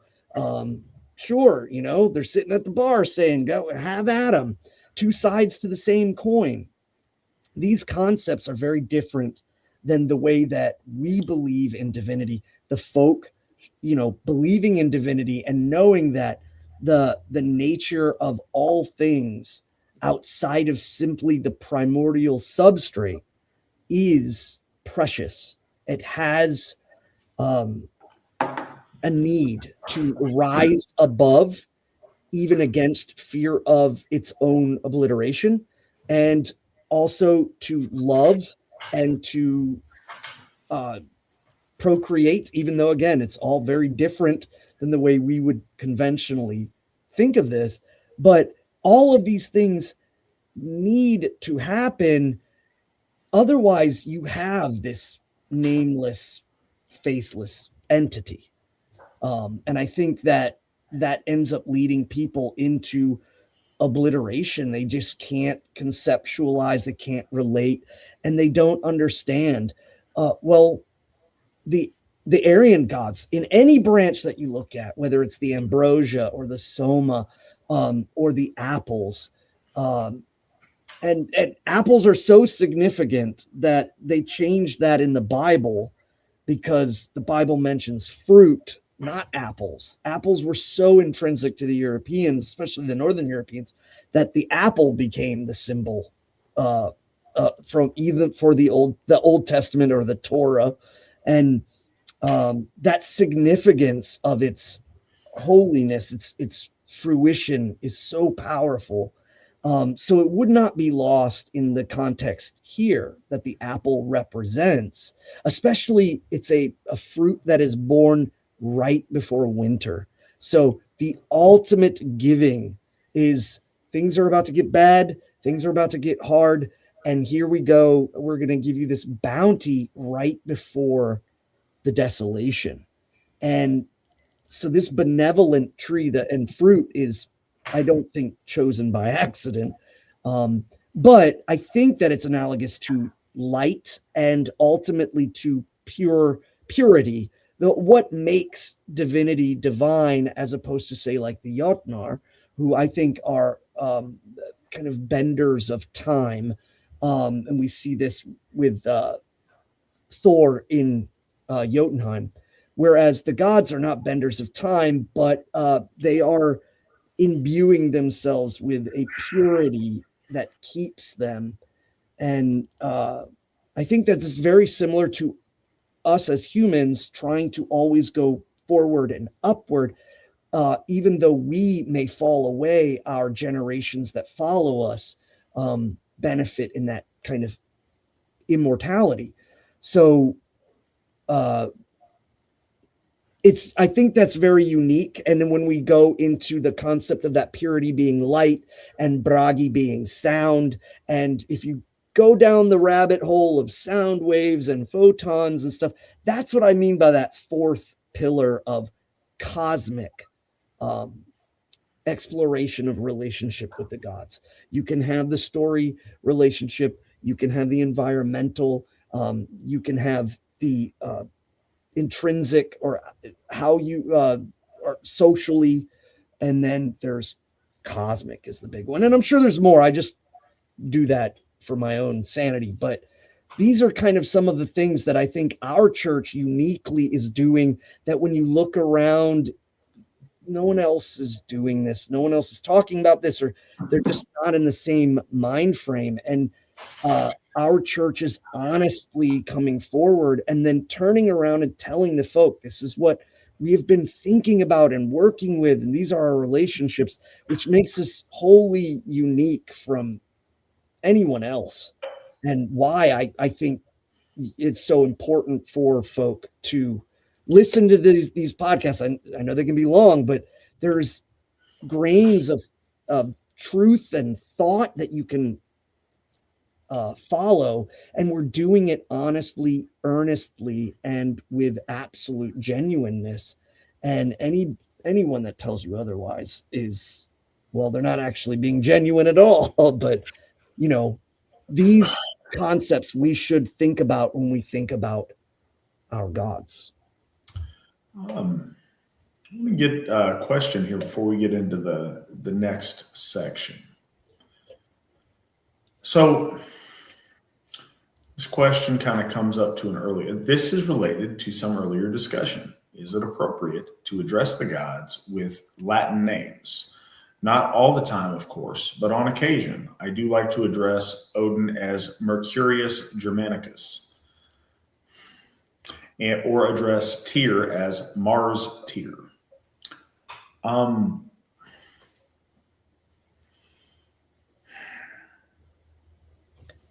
No, but I don't think it's the worst thing in the universe. So you'll notice in the Tacitus section that Svan talked about earlier, he didn't try to combine them. He saw, this must be Mercury, this must be Mars, this must be Hercules. Okay, so they called him Mars of the thing.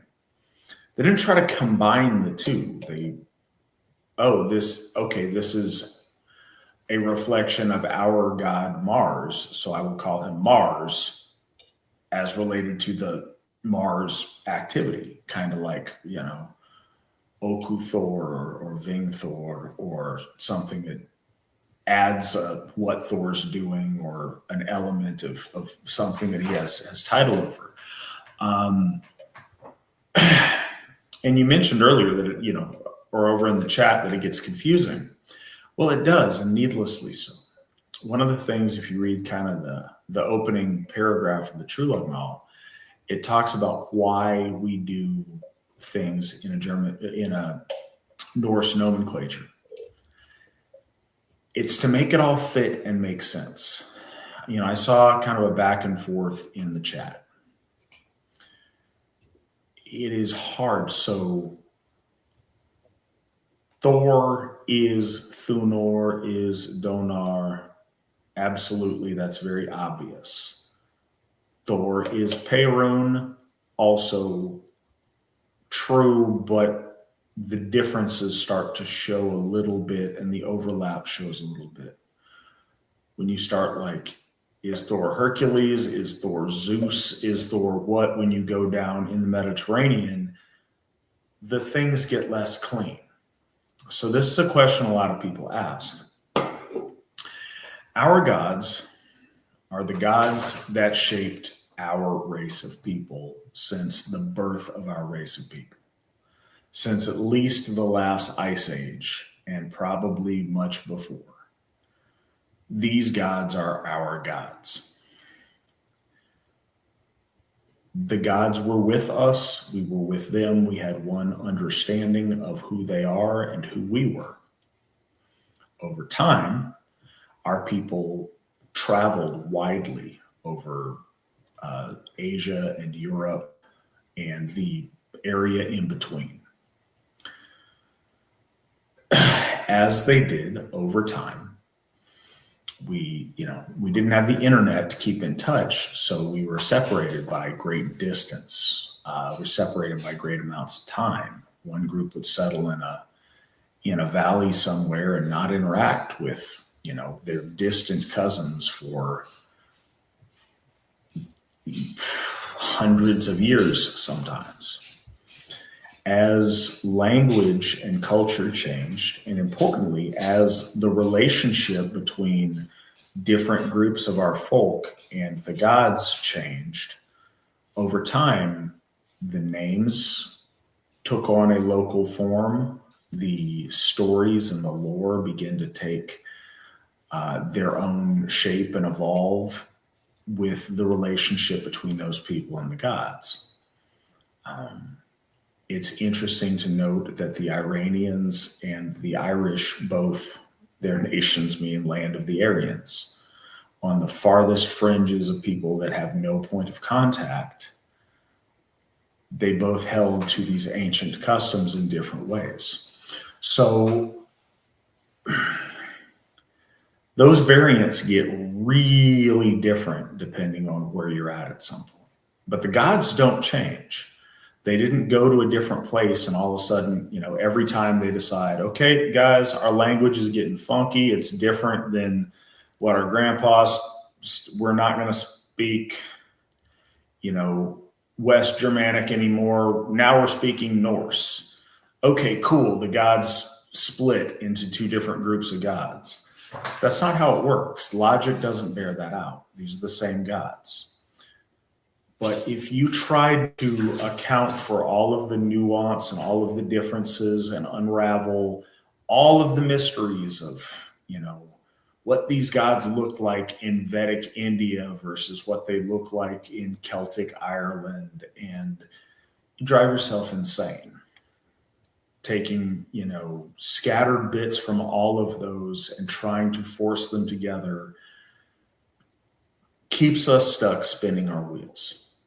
So we pick the thing that is the best preserved, that is the most complete, and that resonates with our folk, but more importantly, the understanding of divinity that was presented to our founder, Steve McNallen, when he personally had a relationship established between himself and the Allfather Odin.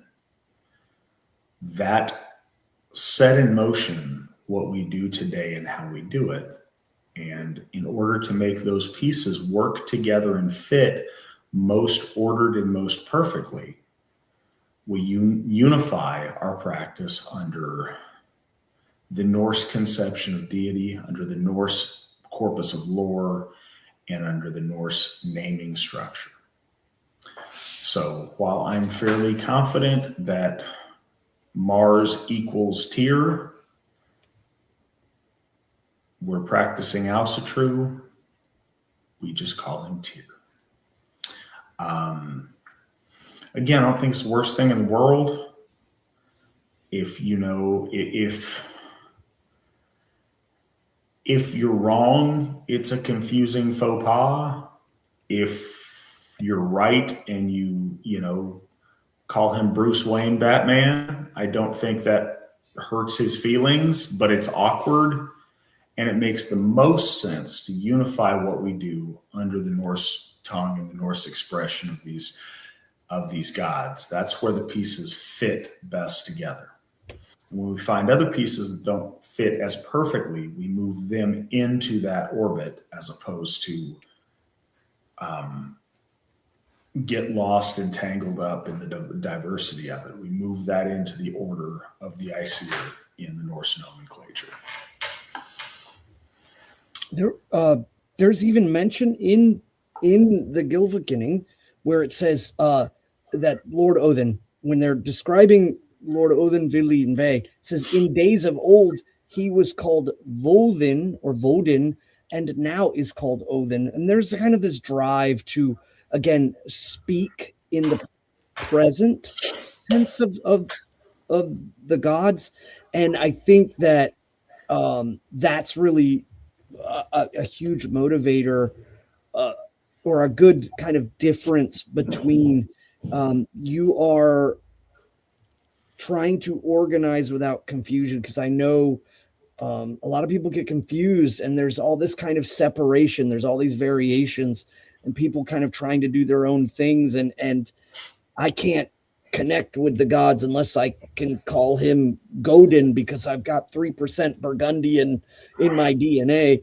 That stuff keeps us, like you said, spinning our wheels. People got to get over it. A lot of people, well, I can't do it unless I do it this way.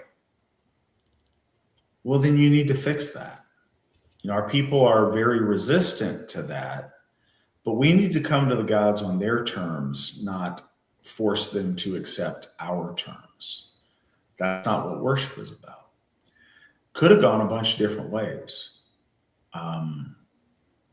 This could have been done as, whatever, as Celtic, as Druidry. It could have happened as, Hellenism, or it could have happened a bunch of different ways. It did happen as Asatru. It is happening as Asatru. So that's what we're doing and why we're bringing it all together. And a question just on the side, it mentions, points of, again, when you get into the Mediterranean, it gets mixed, it gets reshuffled in a different way. But it mentions that Apollo has wolves and ravens that are sacred to him.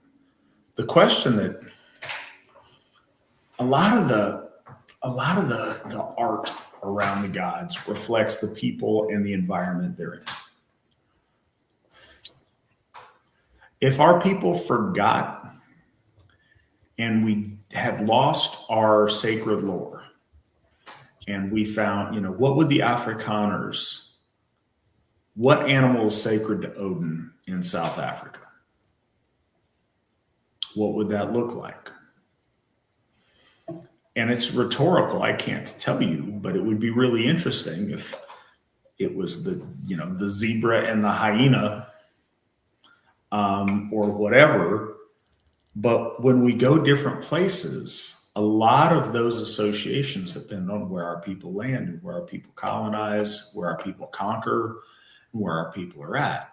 But our folk have spread around the globe to all the corners of the earth, and our gods are just as relevant there as they are in, ancient Norway or the Caspian steppe.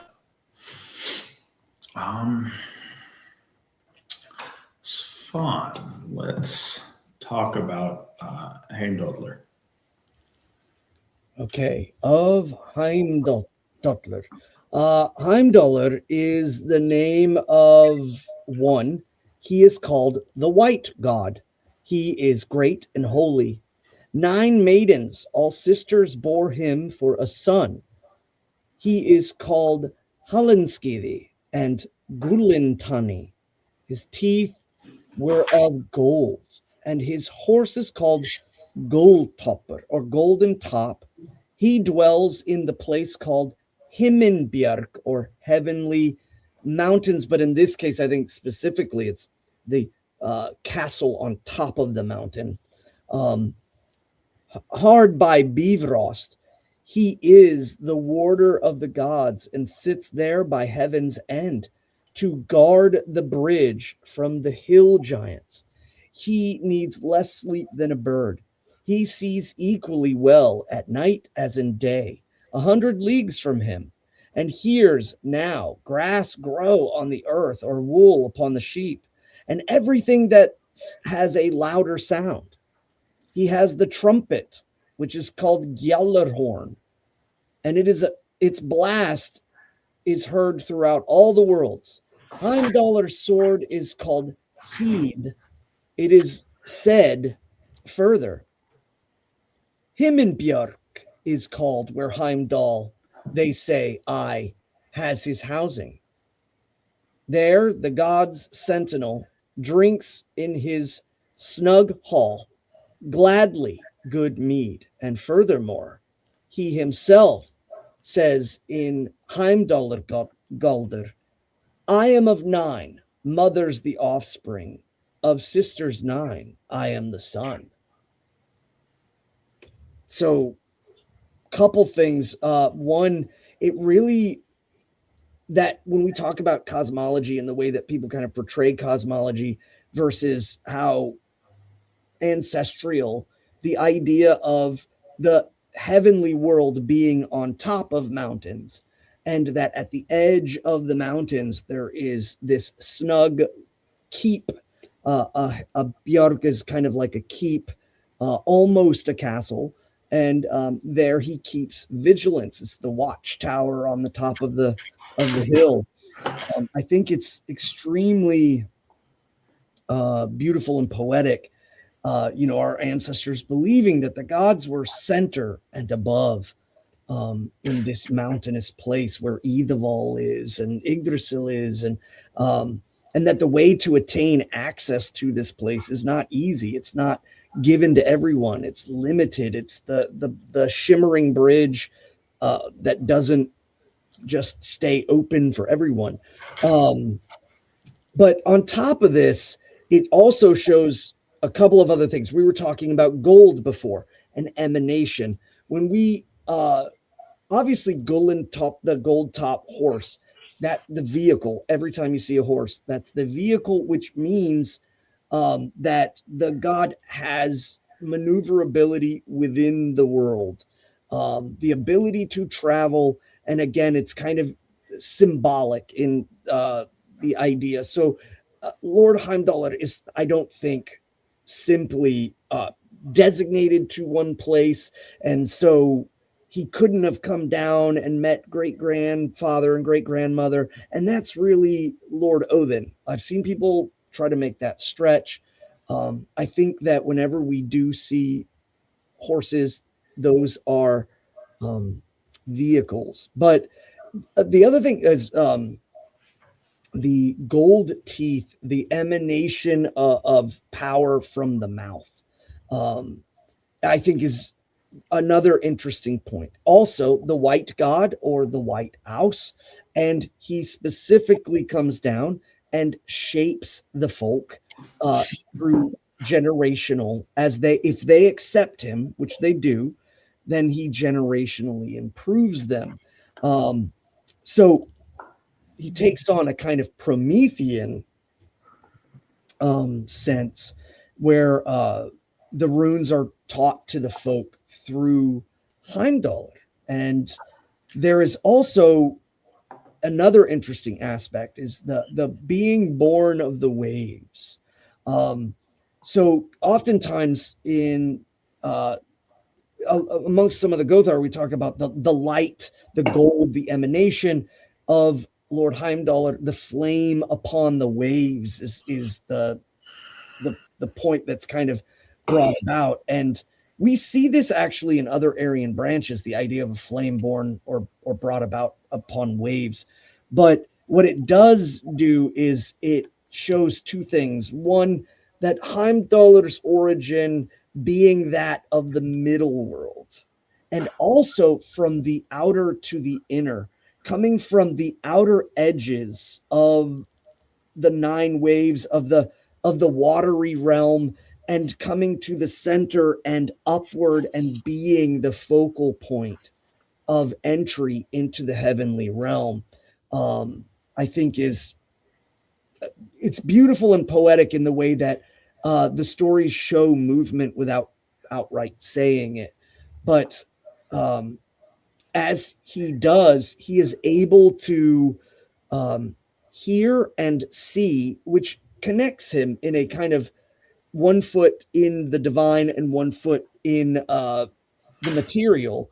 And so one of the things, like in the Iron Mark calendar, Saturday is referenced as Heimdall's Day, a kind of a returning back to the cycle, a grounding and a maintenance of that. I think it's kind of closely related to Saturn and the idea of Chronos and time.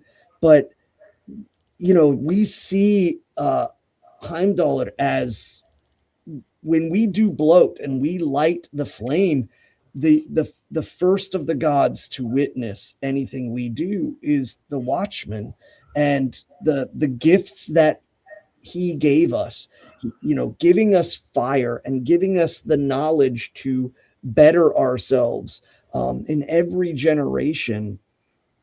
So we often say, to him the first gift, and it's smoke or incense or fire, and that it's a testament. So there's a very real sense of understanding that Heimdall is deeply connected to our time scale as much as he is to the heavenly scale. All right.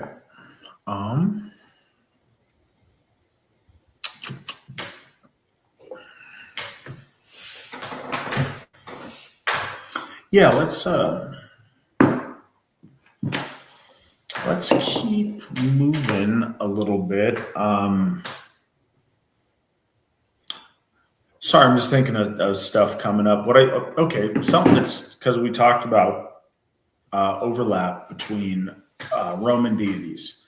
The picture for this shows, for this broadcast, which I always thought was interesting, is Heimdall with Mercury accoutrement in that Icelandic manuscript that I like. So I think that, even where it appears kind of clean, and there's an academic tradition of associating Odin and Mercury, the folks who illustrated this, very old manuscript took it a different direction, which is interesting. I think it goes into some chat on the side. Nick, do you have the original picture you can throw up?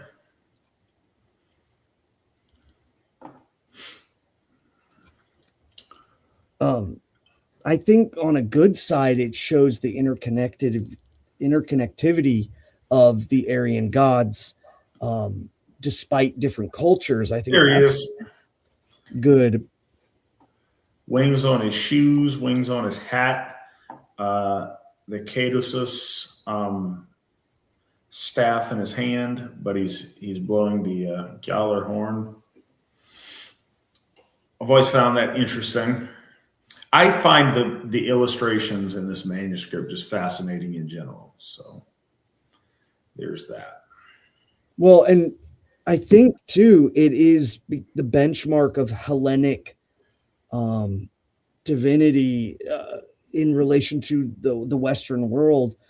You can see it hearkening back. You see that the gods are given like weapons of the age, like a falchion, but they're also given accoutrements that are clearly Hellenic in nature. And what you said earlier, the gods and our folk were one and have since varied themselves. The folk have, but the gods still remain. And so when we see these kind of crossovers, it's to me, I take it in a positive sense that it shows that interconnectivity between our people. When you see images like of Perun or in the Rodanovery in Ukraine, and you see Perun and Lord Thor, like you couldn't quite tell the difference. I find that kind of endearing. All right, let's keep going. All right. So obviously in our list, there shall not be a temple. And here is the reason why. One of the Aesir, who is named Ullr, he is blind. He is of sufficient strength, but the gods would desire that no occasion should rise of the naming of this god. For the work of his hands shall long be held in memory amongst the gods and men. Clearly, we're speaking about the death of Baldr. And even though the onus of aggression should be laid upon the kinslayer, it is still done by Ullr's hands. And what we end up seeing is an elimination of brother killing brother at foreigner's hand, or discretion, I should say. And that the brother ends up being kind of taken down, even though it was, the circumstance. It's like, no, the deed. And that's an interesting kind of philosophical point, is circumstance to deed. And I think it's more a sharper learning curve in the realm of the divine. I think that folk work in varied ways, but with the gods, this balance, this shift that was made, created and caused great effects. Just like the slaying of Ymir, creation and the binding of the Nornir to all things, and in this case too, the slaying, the interaction with the kinslayer, the foreign element of the gods coming in and trying to twist the situation, but still the deed that was done and the creation of one of our holy gods in the list, the god of correcting the scales, Lord Vali. But obviously, Ullr is not mentioned. He's not given credence. And it's I've seen some modern people on the internet try to say, like, oh, the gods are just so mean, and he just couldn't help it. He was blind, and they go into this kind of feminization of justice. And in the divine sense, and even in our ancient society sense, it's like the deed is still done and doesn't absolve someone from the punishment in equilibrium, simply because, I guess it's because he's disabled, and that's an ableist, that kind of stuff, I think is very, very bluntly in their faces. Sometimes I wonder how they work their way around with their crazy kind of modern political notions when so clearly deed despite disability does not equate to like being let off. True equality, if you will. And it's very brief. And we move to section 29. And again, I think it's interesting, of course, of Ullr. Ullr is mentioned, and then the following Aus are mentioned, and I think with good reason in correlation. So, 29. Of Vidar is the name of one, the silent god. He has a thick shoe. He is nearly as strong as Thor. In him, the gods have great trust in all struggles. So a lot of people kind of wonder about or think about or even scoff at the notion of like the big shoe. But I think it's worth noting that when he rips Fenris Wolf asunder, he is becoming an axis mundi. He's becoming stasis. He's becoming the pillar that breaks chaos from consumption. And the big shoe, I think, is more indicative of a meta symbolic foundation, the strong foundation. And he becomes this pillar amidst the fall. And from that moment on, there's a turn, and suddenly order is able to turn the corner. It's not just chaos reigning, and that is all in Vidar.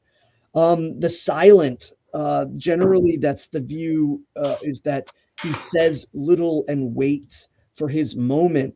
So we see with Vidar and Vali, and even with the mention of Ullr, we have deed, and then we have correction. We have correction in the long run and correction immediately. And I don't think that these are things that we should overlook. Vidar, I often, in my interpretations and relationship with him, view Vidar as the Lord of long devotion, long dedication, attaining understanding through test or trial over time. And the idea that, again, most people just view like, oh, that's after Ragnarok or what have you. I think that there is that quiet contemplation, that sturdiness, that discipline, that is worth dedicating that relationship to Lord Vidar.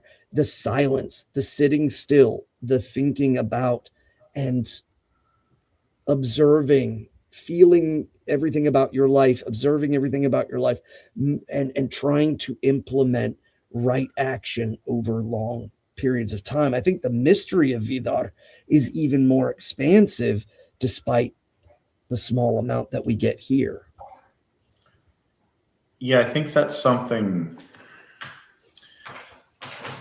One thing that is already become apparent with the 5 Hoffs that we have now is, as we have Hoffs dedicated to these gods, we are able to really develop a deeper understanding and deeper relationship between us and them. And I think Hoffs to lesser known gods, or gods that there's less lore about, opens a special pathway for us to build those relationships. I'm really looking forward to all the Hoffs, but I'm looking forward to Vidar's Hoff and Vali's Hoff, and just what establishing a Hoff to these particular gods will yield as far as a greater closeness and a greater understanding of them, and hopefully blessings through that. that's a really cool thing that we've seen with Lord Baldr at Baldur's Hof. And yeah, I'm really looking forward to that. I think it's a tremendous opportunity and something that goes a long way to reconnect our folk with their gods. So I'm looking forward to that, and that's definitely one on these. You know, there's a few of these gods that we have a very brief snippet. We've got a little bit here, and we've got a little bit in a couple other sources, but we don't get the depth that I wish we had. And hopefully we can rebuild some of that over time in relationship. I would love to see like a sanctum of silence where, you know, self-contemplation and quietness would be like part of the totality of the Hof, where there, you know, that strength, that inner strength, coming from self-contemplation. In section 30, we move now to Vali. So Vidar is corrective action at the right time. Like in Taoism, I think it's called Wu Wei. It's the inaction to the right action at the right time. But then there is Lord Vali, who is immediate action. Things are thrown out of the balance and must be corrected. And it is in 30. One is called Auli or Vali, son of Odin and Rindr, one of the Austvanir. He is daring in fights and most fortunate a marksman. And that's kind of all we get. But let's kind of break some of that down. First off, the biggest confusion that I think a lot of people have is the misinterpretation that the Kinslayer has a son named Vali. I think that by one simple mistake, they've shifted it off, but that no, in actuality, it is Vali who turns himself into a wolf and slays the Kinslayer's son, because Lord Odin and the Kinslayer, Loki, they are fathers. And one loses the son, so the other has to lose his son. And I think that this is not in painstaking detail, but the broad stroke of it is still blood red. That the visceral nature of this situation.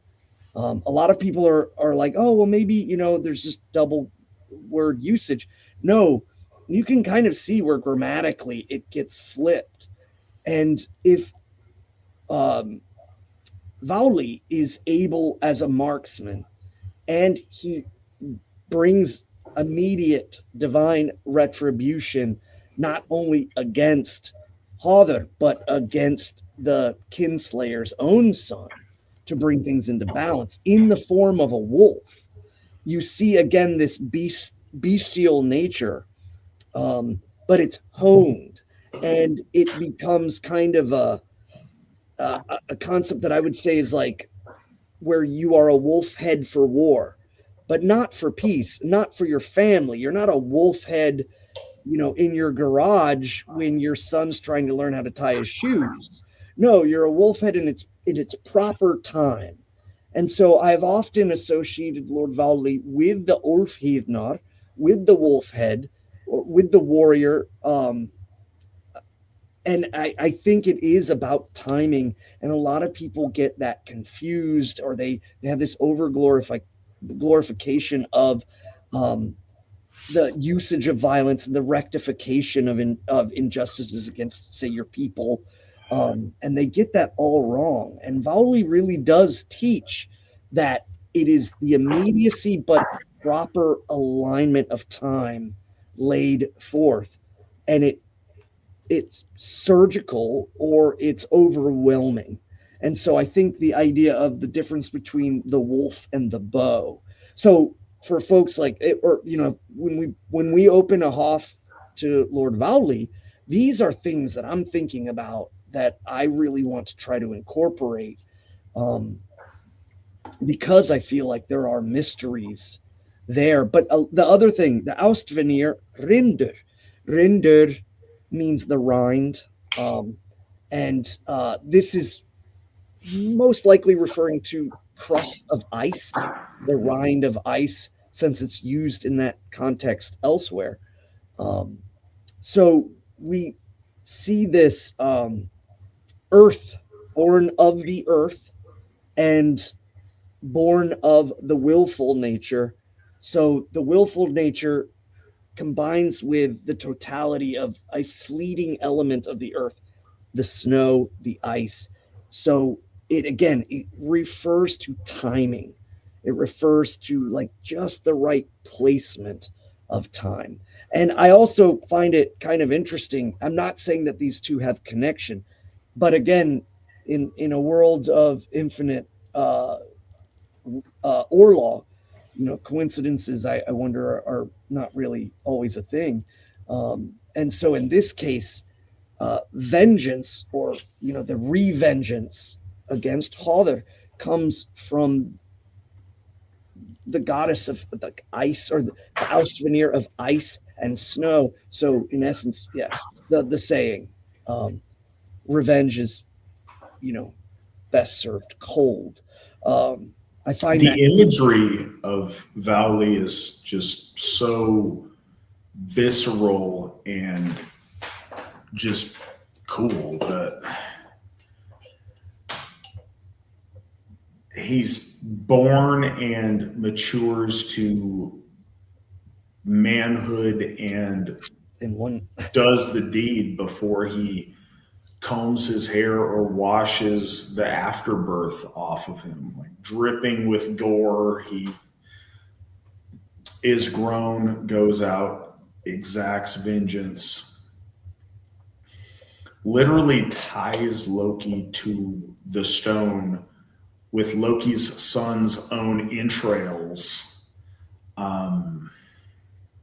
It's just so visceral. And that's an awful picture. Those pictures are hideous. I think one thing that people should key in on too is, because of the immediacy of his action, there's no harboring for hatred, anger. No, he's so immediate that he is absolutely clean in his action. He's not there to contemplate or get angry at Hother or anything. No, it's so developed in a fast sense that he's just pure in his action. Instant dharma.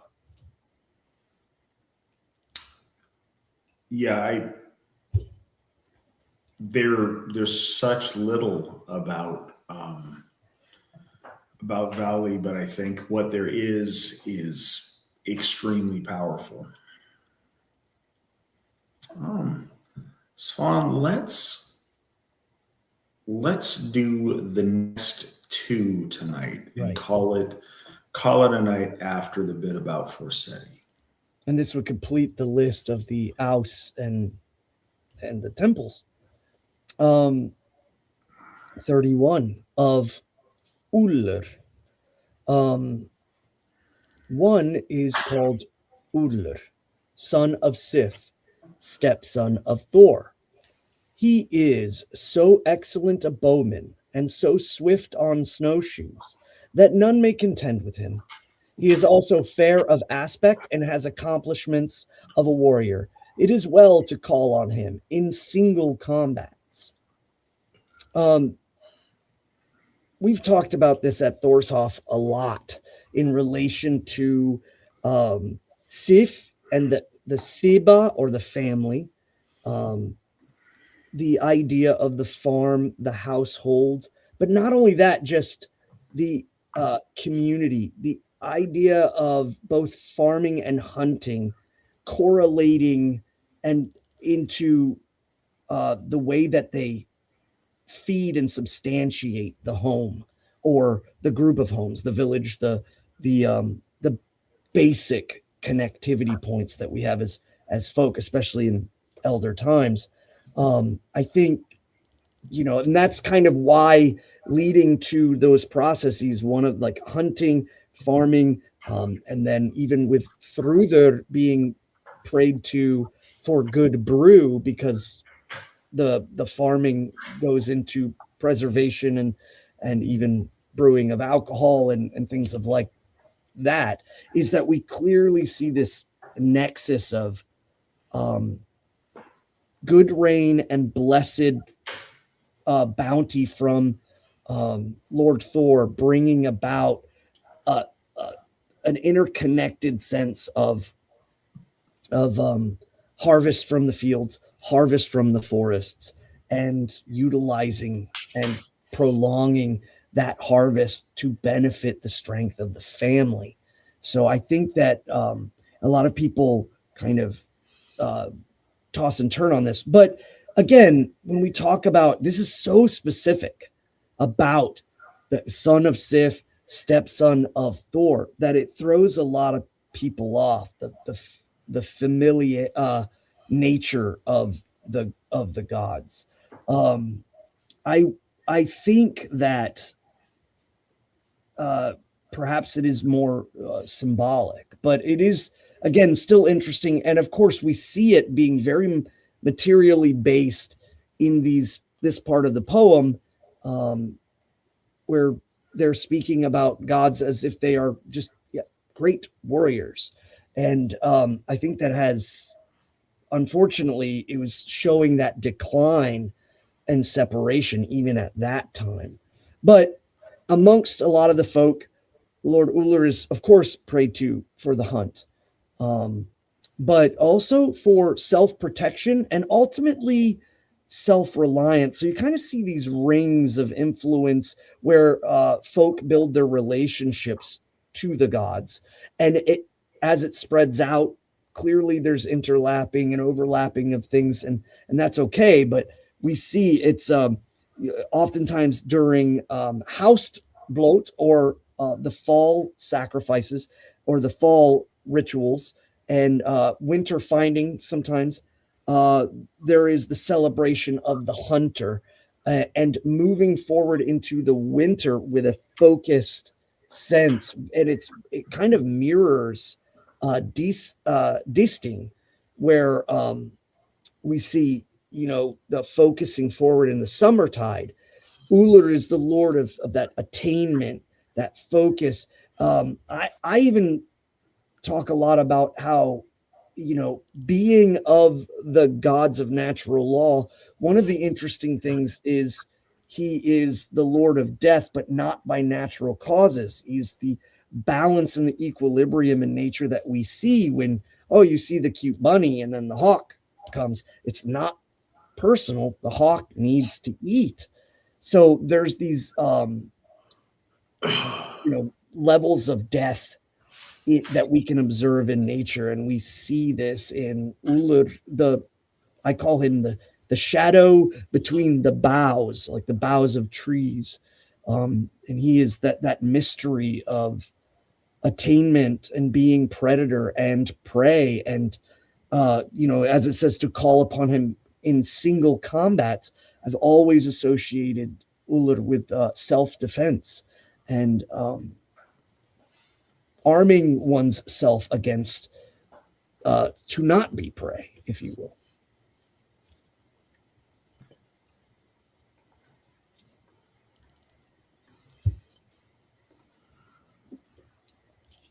Did I lose you? Negative. Oh, okay. So next we move into chapter 32, the last of the Aus, the 12 Aus. The reason the sun and rod behind the heads of the gods have 12 spokes is in reference to the 12 Aus and their support and dominion over all order. And so number 12 is Forseti. Forseti is the name of the son of Baldr and Nanna, daughter of Nep. He has that hall in heaven, which is called Glitnir, or the Shining. All that come to him with such quarrels as arise out of lawsuits, All these return thence reconciled. That is the best seat of judgment amongst gods and men. And thus it is said here, a hall is called Glitnir, with gold it is pillared, and with silver thatched the same, where Forseti bides a full day through, and puts to sleep all suits, or cases, if you will. Now, Lord Forseti is, I think, one of, just as much as I allocate Lord Bragi to mathematics, when you think about music and you think about poetry and you think about meter and then you think about numbers and so on, these kind of spheres of influence. One of the other ones that kind of, try to pronounce to people is Lord Forseti is the god of governance, and what separates us from the rest of the world, how and why our people have been at the forefront of societies and governance. It's not just pray to Lord Forseti in case or in cases or legalities, which totally can do, but it goes beyond just that. It's the indications of where things end, that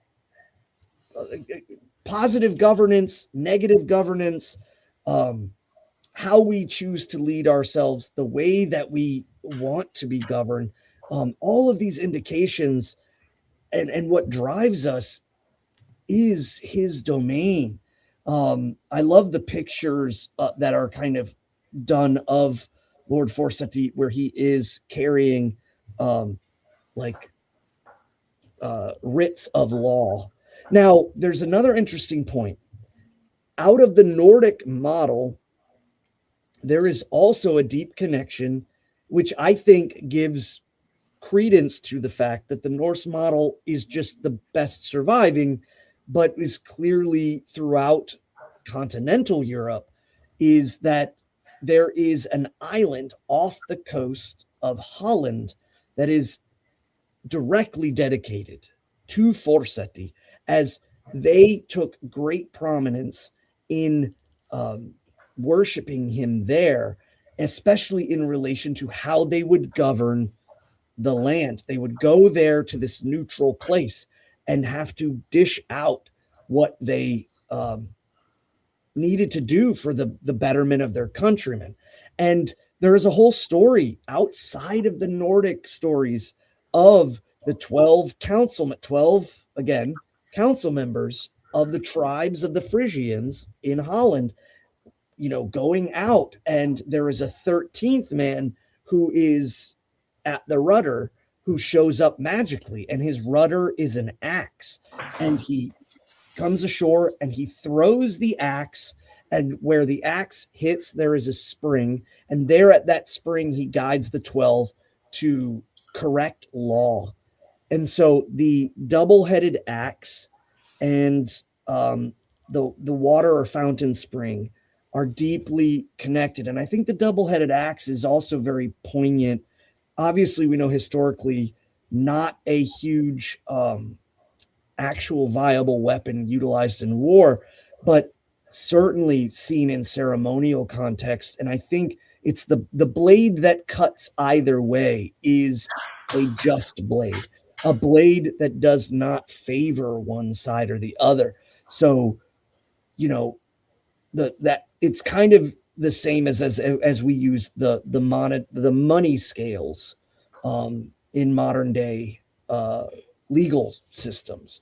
But I find that imagery very, very interesting. And for folks, who might be interested, definitely look it up on Wikipedia. And there are other parts that will take you to about the island. I even have a client who's from Holland, and he was like, "Oh yeah, I remember all of this." He's not Asatru, but he all of a sudden was like, "Yes, I remember. This is your religion," and I remember being taught this when I was a kid. And it's like, again, that interconnectivity between the Germanic folk and even beyond. But this is one case that's crystal clear. All right. Well, so we have one more thing I want to address tonight, and it's a conversation point over in the chat room. From Marvin. There are three options. This is talking about trying to make sense of the different, the Norse versus the Hellenic pantheon of gods. There are three options. Either one of the pantheons is a misunderstanding of the gods, or both pantheons are true, and one set of gods is subservient to the other. In the latter case, we must assume that either there is a hierarchy of gods, or the gods have jurisdiction over different peoples in different regions of Midgard. Otherwise, it doesn't have any sense. So, those are two options. And I think you were right in that there are three options. Maybe option three is our understanding of divinity is imperfect because we are people trying to understand the oftentimes very subtle messaging of the divine in our lives to the best of our abilities. And we're trying to equate grand cosmic forces and grand cosmic truths to things that make sense to us, that we have points of commonality to imagine and to wrap our heads around. I think that both of the hierarchies, or both of the pantheons of gods that you were talking about, are true in the sense that they're the best attempt by the elders of those groups of people to codify their understanding of the divine in the best way that they know. Where you find points of overlap and points of commonality, I think that's a very strong indicator of truth to it. And I also think that, neither one of those things is perfect. Our understanding of the gods through the Norse corpus of lore that's made it to us is imperfect and incomplete. Hopefully we grow wiser, we learn more, we know more is revealed to us over the course of the ages. When we find ourselves on the other side of the veil, I think that the reality of our gods is far beyond, our flailing attempts to understand them, and is much more profound. And I don't think that any of them are, any of these understandings of pantheons is the exclusive end of the truth of the matter, but it is a starting point, and it puts our faith in a framework that we build upon and that we launch from on our further continued understanding of the gods. But you raise another good point when you talk about, or maybe, the different gods for different people and different stuff. When you venture outside of Aryan people, I think that may well be the case. We don't try to suggest that our gods are the gods of the Nubians or the Chinese or whatever that might be. Their race and their gods are their own thing to figure out. But amongst Aryan peoples, these are all culturally and geographically and temporally specific attempts at, to the best of our understanding, placing in a cohesive and comprehensible framework the knowledge of our folk about the nature of the specific gods of our people. And I think that, there are positives to each of those things, but I think that they're all built in a way that is cohesive amongst itself. That's why we try to stick to the Norse names and the Norse stories as our default and bring other things in when it's necessary or when it's useful. But when you're aimless and you're just you will literally drive yourself crazy trying to make it all fit perfectly. It will never fit perfectly because no one who's recorded any of it has a perfect understanding. But we are all endeavoring to have a more perfect understanding, and hopefully, each year, each decade, each century that we are doing this, we have a more perfect, more complete understanding. And that's our hope. And that's something that we, already see in play, and something we're very confident of getting ever closer to that understanding as time unfolds before us. Svan, do you have anything to add to that? Yeah, when we talk about the interconnectivity between cultures, and we see, like, I talk about it all the time with the tripartites, and the idea, the trinities within all Aryan branches, and even branches that are influenced or intermixed with Aryans adopt, or like Christianity adopted it completely once it came into Europe. All of these things are cultural interpretations. For the Norse model, we have to contend with it not being written down too far after. But a lot of people forget the Hellenics. One of the big hurdles they have to cross is that there was a whole class of people who absolutely despised the priest class, and they went to great lengths to besmirch the divinity. At the time, they're called the philosophers, the philosophers, many of them in work with creating these kind of dramas to place the gods in some sort of lesser effect. And so a lot of people think that's all that Hellenic religiosity is, and don't consider the hundreds to thousands of years of building up to that. But all of these cultural expressions can exist in each of these groups, but what we're starting to see is, one by one, the reality of it is that as we were one in the ancient past with our gods, we have split up, we have faced the trials of fate, and what has come about is we are now at one, really, with the gods again, and that is in the Germanic model. I try to say that there's much respect, and I have deep reservations of simply stating that people can't connect with the gods in their own cultural ways, but the reality is that we are now uniting as one, and we're uniting as one at a very crucial time. And there's just a lot of people that cannot get over these mental hurdles or obstacles of thinking of the gods as the gods, and that every expression they see in every distinct group of people is unique to those people and very important. But overarching is that it's they're the same gods. That's why we often say we are pan-Aryan. So I think people that split hairs too much end up dividing, or purity spiraling to fragmentation. There's lots of right ways to do it, but this is the way that has worked, and that is successful, and that is showing the blessings of the gods moving forward. This unites us. We've traveled around the world so far that we've met ourselves, and now we're recoalescing as a folk.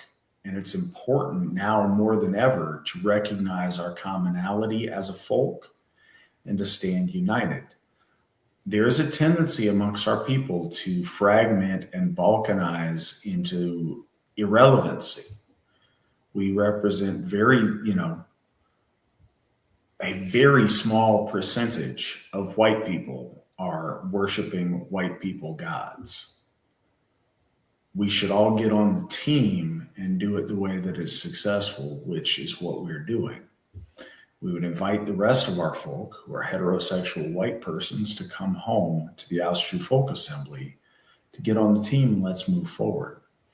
There's tons of ways that could have been picked, but this is the way that was picked. And it's the path that was shown divine favor. And it is the path that we are moving forward on and enjoying beautiful and wonderful things. So there's an endless debate about what coulda, shoulda, woulda, but this is what is. And it is cohesive to all do it in a unified fashion instead of dispersing all of our momentum, all of our energy into a million different little puddles. I think that our founder said, only when we realize that we are a river will we stop drowning in puddles. We have to move together with the full force of our folk in order to restore our faith to where it ought to be and to unite our folk for something better. I think a really easy way to look at things with the differences in Mediterranean versus Germanic or whatever, the folk started and then came into Europe, and then they kind of branched off. It's the same way that the Europeans came into America, and then they branched off, and all of a sudden, one group is saying you all and pop for soda, whereas another group is saying y'all and Coke, and then those folks out west are starting to say gnarly dude, and then all of a sudden, Jackson County, Tennessee starts winning, and that's where the good stuff is. So that's Asatru, and you should come to Jackson County, and you should do Asatru with the AFA and such. That was strange and meandering, but the conclusion is solid. I will back that you guys should all move to Jackson County. This is where Asatrus happen, and it should happen here. And no, Yahweh is not served. Well, here's the thing. So the last question, and I don't know if it's just for fun, and I don't mean it overly serious. We get this a lot. Thank you in response. Can we all agree that Yahweh is Surtur? The thing that I think is important, and we've been over this ad nauseum, but our folk, there's a continued tendency that we see of, well, aren't, dark elves really black folks, and aren't, this thing really, no, here's the thing. And this is liberating. In this world that is so, I want to say diverse, but it's like the opposite of diverse, where we have this forced trying to mesh all these things together. No, our lore and our conception of ourself is completely and totally segregated. Yahweh doesn't have anything to do with our lore, and our lore has nothing to do with Yahweh. They're completely and totally separate, and there's beauty in that on our side, certainly, and I would imagine on the other team's side, there's beauty for them. Same with other races of people. They're not part of our lore. They're not referenced in, the cosmology of our faith, because our faith is about us as a people, not about other things that are not us. And there's a dignity in that for everyone involved. No, we don't need to find cognates in other people's religion and try to make them fit into our faith. Our divinity doesn't have to relate to the divinity of the Jews or of other groups of people.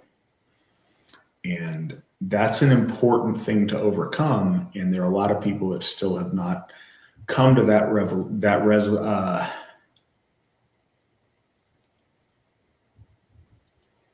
Revelation? Yeah, but it doesn't fit perfectly. They haven't Realization? Realization. There you go. Appreciate you, Nick. So they haven't come to that realization where they get that they're completely and totally separate. We spend too much time, and this is a product of our circumstance. No one's at fault for it. we're constantly pitted against other groups of people, other faiths, other races, other worldviews that drastically conflict with ours. And so we see everything in comparing and contrasting and in relation to the other. This is a very refreshing way to come home and not think about the other, just think about us. Just define us by who we are and not by who we're struggling against or competing with. Just take strength in who we are and the world that's related to us without the extra thing. I'll always remember that first time I went to Camp Norga for my first AFA Midsummer. We were at breakfast, we were talking about something, and some multicultural topic came up, and I instinctively looked for, I think at the time I was looking for, the go-to Mexican fella to ask a question.